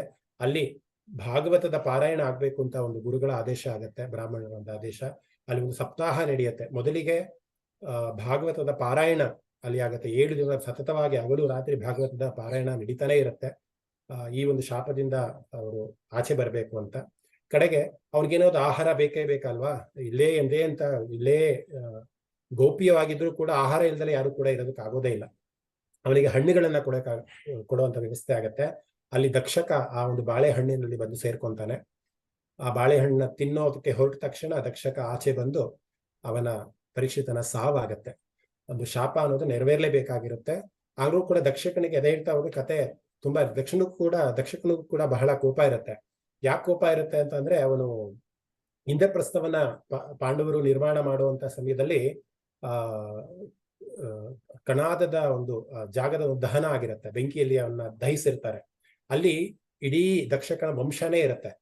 ಅಂತಹ ವಂಶವನ್ನ ಅರ್ಜುನರು ಮತ್ತೆ ಭೀಮರು ನಾಶ ಮಾಡಿರ್ತಾರೆ ಬೆಂಕಿ ಇಟ್ಟು, ಇಂದ್ರಪ್ರಸ್ಥದ ರಾಜ್ಯ ಆಗ್ಬೇಕು ಅನ್ನೋದು ದೃಷ್ಟಿಯಿಂದ. ಸೊ ಆ ಒಂದು ಕೋಪನು ಕೂಡ ದಕ್ಷಕನಿಗಿರುತ್ತೆ. ಸೊ ಅವನು ಕೂಡ ಸೇಡ್ ತೀರಿಸ್ಕೊಬೇಕಾಗಿರುತ್ತೆ, ದಕ್ಷಕನು ಕೂಡ. ಸೊ ಅಲ್ಲಿ ದಕ್ಷಕ ಸೇಡ್ ತೀರಿಸ್ಕೊಬೇಕು ಅಂತ ಅಂದ್ಬಿಟ್ಟು ಅವನ ಇದಾಗತ್ತೆ. ಕಡೆಗೆ ಪರೀಕ್ಷಿತನ ಒಂದು ಸಾವಾಗತ್ತೆ. ತದನಂತರದಲ್ಲಿ ಪರೀಕ್ಷಿತನ ಮಗ ಇರ್ತಾನೆ, ಅವನ ಹೆಸರು ಜಯಮೇಜಯ ಅಂತ. ಅವನು ಹಸ್ತಿನಾಪುರದ ರಾಜನಾಗಿರ್ತಾನೆ. ಹಸ್ತಿನಾಪುರದ ರಾಜನಾದಾಗ ಒಂದ್ಸತಿ ಅವನ ಮಂತ್ರಿಗಳನ್ನ ಕರೆದು ಕೇಳ್ತಾನೆ, ಇಂತಹ ಬಲಿಷ್ಠವಾದಂತಹ ಹಸ್ತಿನಾಪುರದ ರಾಜನಾಗಿದ್ದಂತಹ ನನ್ನ ತಂದೆ ಯಕಶ್ಚಿತ್ ಒಂದು ಪಾತಾಳದಲ್ಲಿ ಇರುವಂತಹ ಒಂದು ಜೀವ, ಹಾವು ಬಂದು ನನ್ನ ತಂದೆಗೆ ಸಾವಿಗೆ ಕಾರಣ ಆಗತ್ತೆ ಅಂದ್ರೆ ನನ್ನ ನಂಬಕ್ಕೆ ಖಂಡಿತ ಅಸಾಧ್ಯ.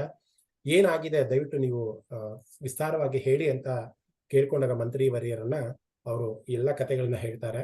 ಈ ತರ ಹಾವಿನಿಂದ ಸಾಯಲ್ಪಟ್ರು ನಿಮ್ಮ ತಂದೆ ಅಂತ ಗೊತ್ತಾದಾಗ ಅವ್ರಿಗೂ ಕೂಡ ಕೋಪ ಬರುತ್ತೆ. ಒಂದು ಯಾಗವನ್ನ ಮಾಡ್ತಾರೆ, ಸರ್ಪಯಾಗವನ್ನ ಮಾಡ್ತಾರೆ. ಆ ಸರ್ಪಯಾಗದಲ್ಲಿ ಎಲ್ಲಾ ಹಾವುಗಳ ಒಂದು ಆಹುತಿ ಆಗ್ಬೇಕು ಅನ್ನೋಂತ ಒಂದು ಇದನ್ನ ಕರೆದು ಎಲ್ಲಾ ಬ್ರಾಹ್ಮಣರು, ವರಿಷ್ಠರು, ಅದರಲ್ಲಿ ವ್ಯಾಸರು ಕೂಡ ಬಂದಿರ್ತಾರೆ ಆ ಒಂದು ಯಾಗಕ್ಕೆ. ಬಂದು ಯಾಗವನ್ನ ಸ್ಟಾರ್ಟ್ ಮಾಡ್ತಾರೆ. ತುಂಬಾ ವಿಸ್ತಾರವಾಗಿ ಹೇಳ್ಬೇಕಂದ್ರೆ ಇಡೀ ಭೂಲೋಕದ ಇಡೀ ಎಲ್ಲಾ ಲೋಕಗಳಲ್ಲಿ ಇರುವಂತಹ ಹಾವಿನ ಸಂತತಿ ಏನಿದೆ ಎಲ್ಲವೂ ಕೂಡ ಆ ಒಂದು ಯಾಗಕ್ಕೆ ಆಹುತಿ ಆಗತ್ತೆ. ಕಡೆಗೆ ದಕ್ಷ ಬರ್ಲೇಬೇಕಾಗತ್ತೆ ಆ ಒಂದು ಆಹುತಿಗೆ. ಅಲ್ಲಿ ಇಂದ್ರನ ಸಹಾಯವನ್ನ ಕೇಳ್ಕೊಂಡು ಹೋಗ್ತಾನೆ ದಕ್ಷಕ. ಇಂದ್ರನು ಕೂಡ ಹೆಲ್ಪ್ ಮಾಡ್ತೀನಿ ಅಂತ ಬಂದು ಕಡೆಗೆ ಇಂದ್ರನ ಒಂದು ಸಹಾಯ ಕೂಡ ಆಗಿಲ್ಲ. ಅವಾಗ ಅವನು ಜಯಮೇಜಯ ಹೇಳ್ತಾನೆ, ಇಂದ್ರ ಏನಾದ್ರು ಸಹಾಯ ಮಾಡೋದಕ್ಕೆ ಬಂದ್ರೆ ಇಂದ್ರನು ಕೂಡ ಬಿಡ್ಬೇಡಿ, ಅವನು ಕೂಡ ಆಹುತಿ ತಗೊಳ್ಳಿ ಅಂತ. ಕಡೆಗೆ ಇಂದ್ರನು ಕೂಡ ಕೈ ಬಿಟ್ಟು ಹೋಗ್ತಾನೆ. ಆದ್ರೆ ಅವಾಗ ಬ್ರಾಹ್ಮಣ ಆ ಯಾಗಕ್ಕೆ ಬಂದಿರ್ತಾನೆ. ಆ ಬ್ರಾಹ್ಮಣ ಯಾರು ಅಂತ ಮುಂದಿನ ಕ್ಲಾಸ್ಗಳಲ್ಲಿ ನಾನು ಹೇಳ್ತೀನಿ.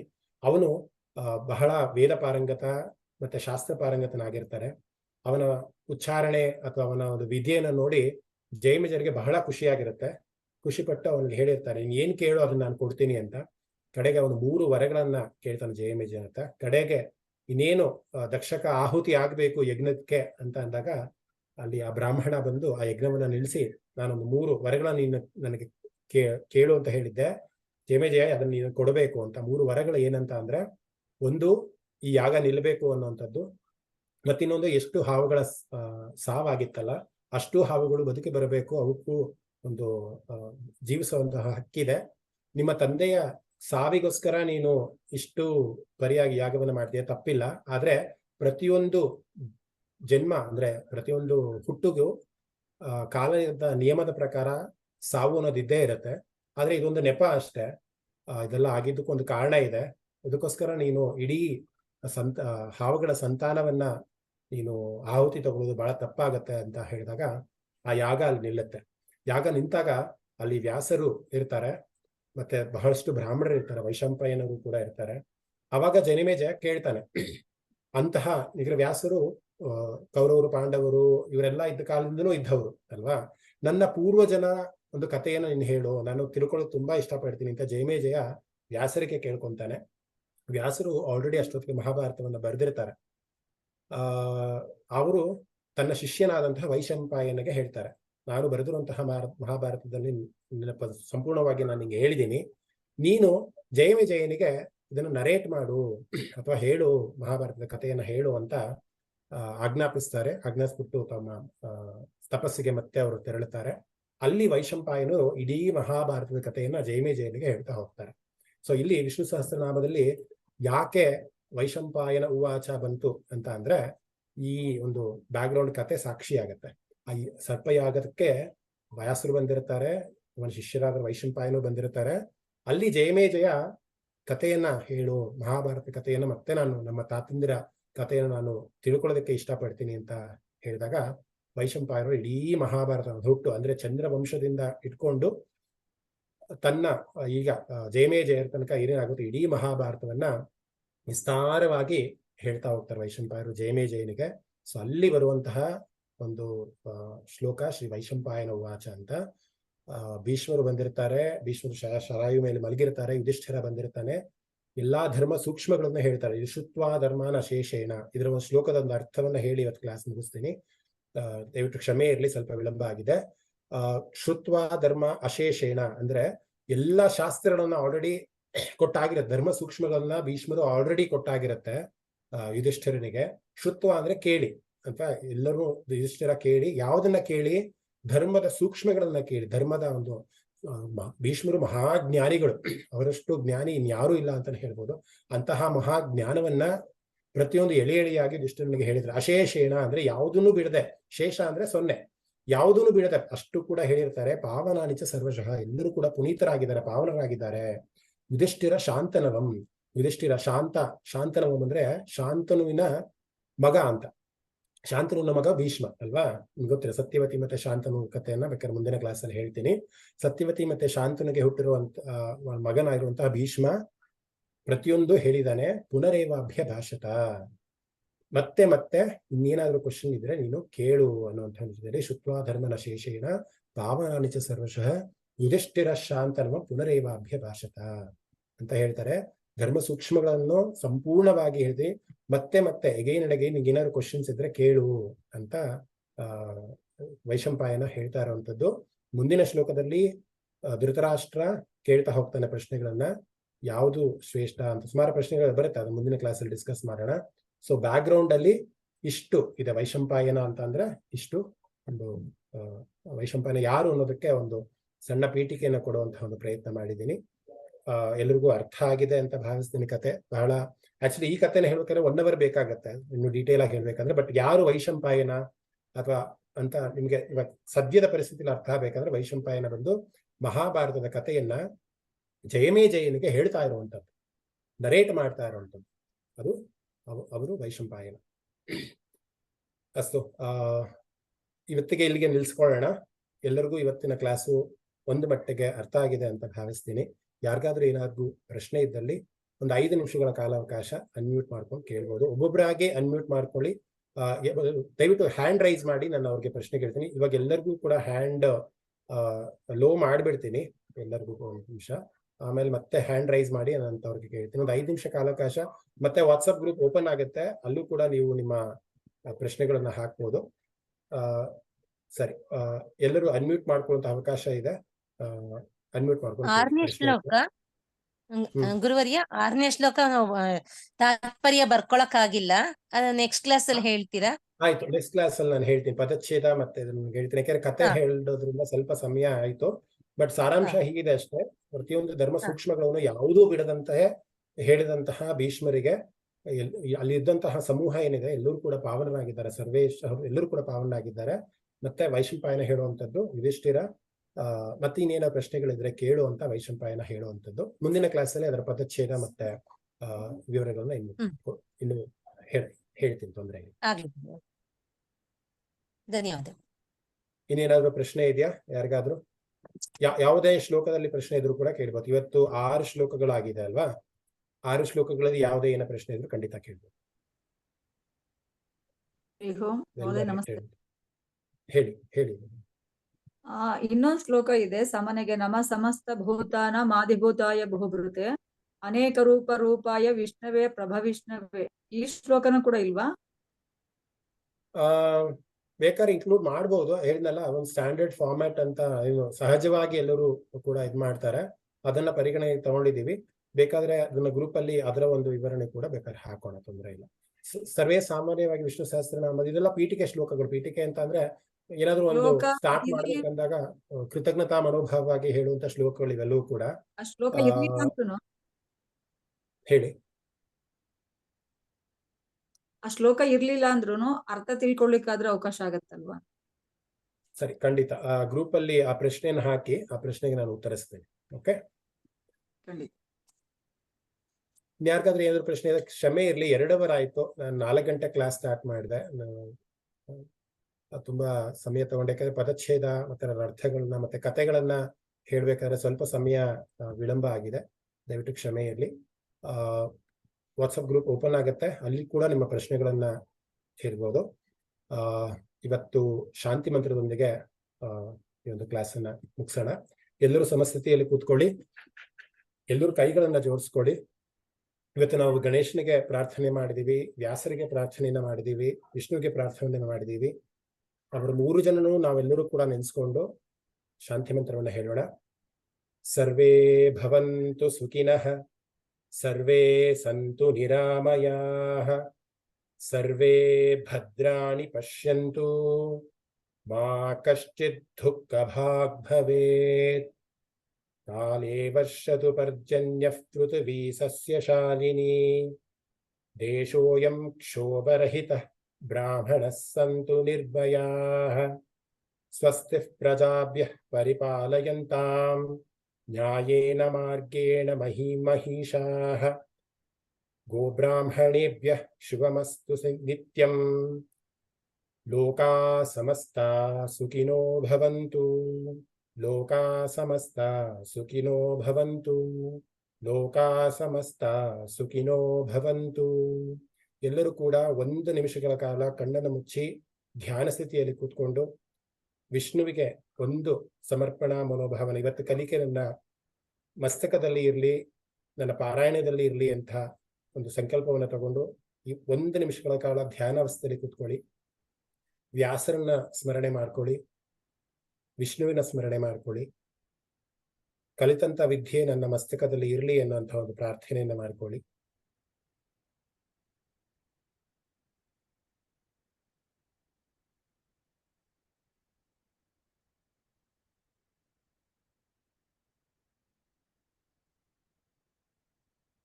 ಧನ್ಯವಾದ.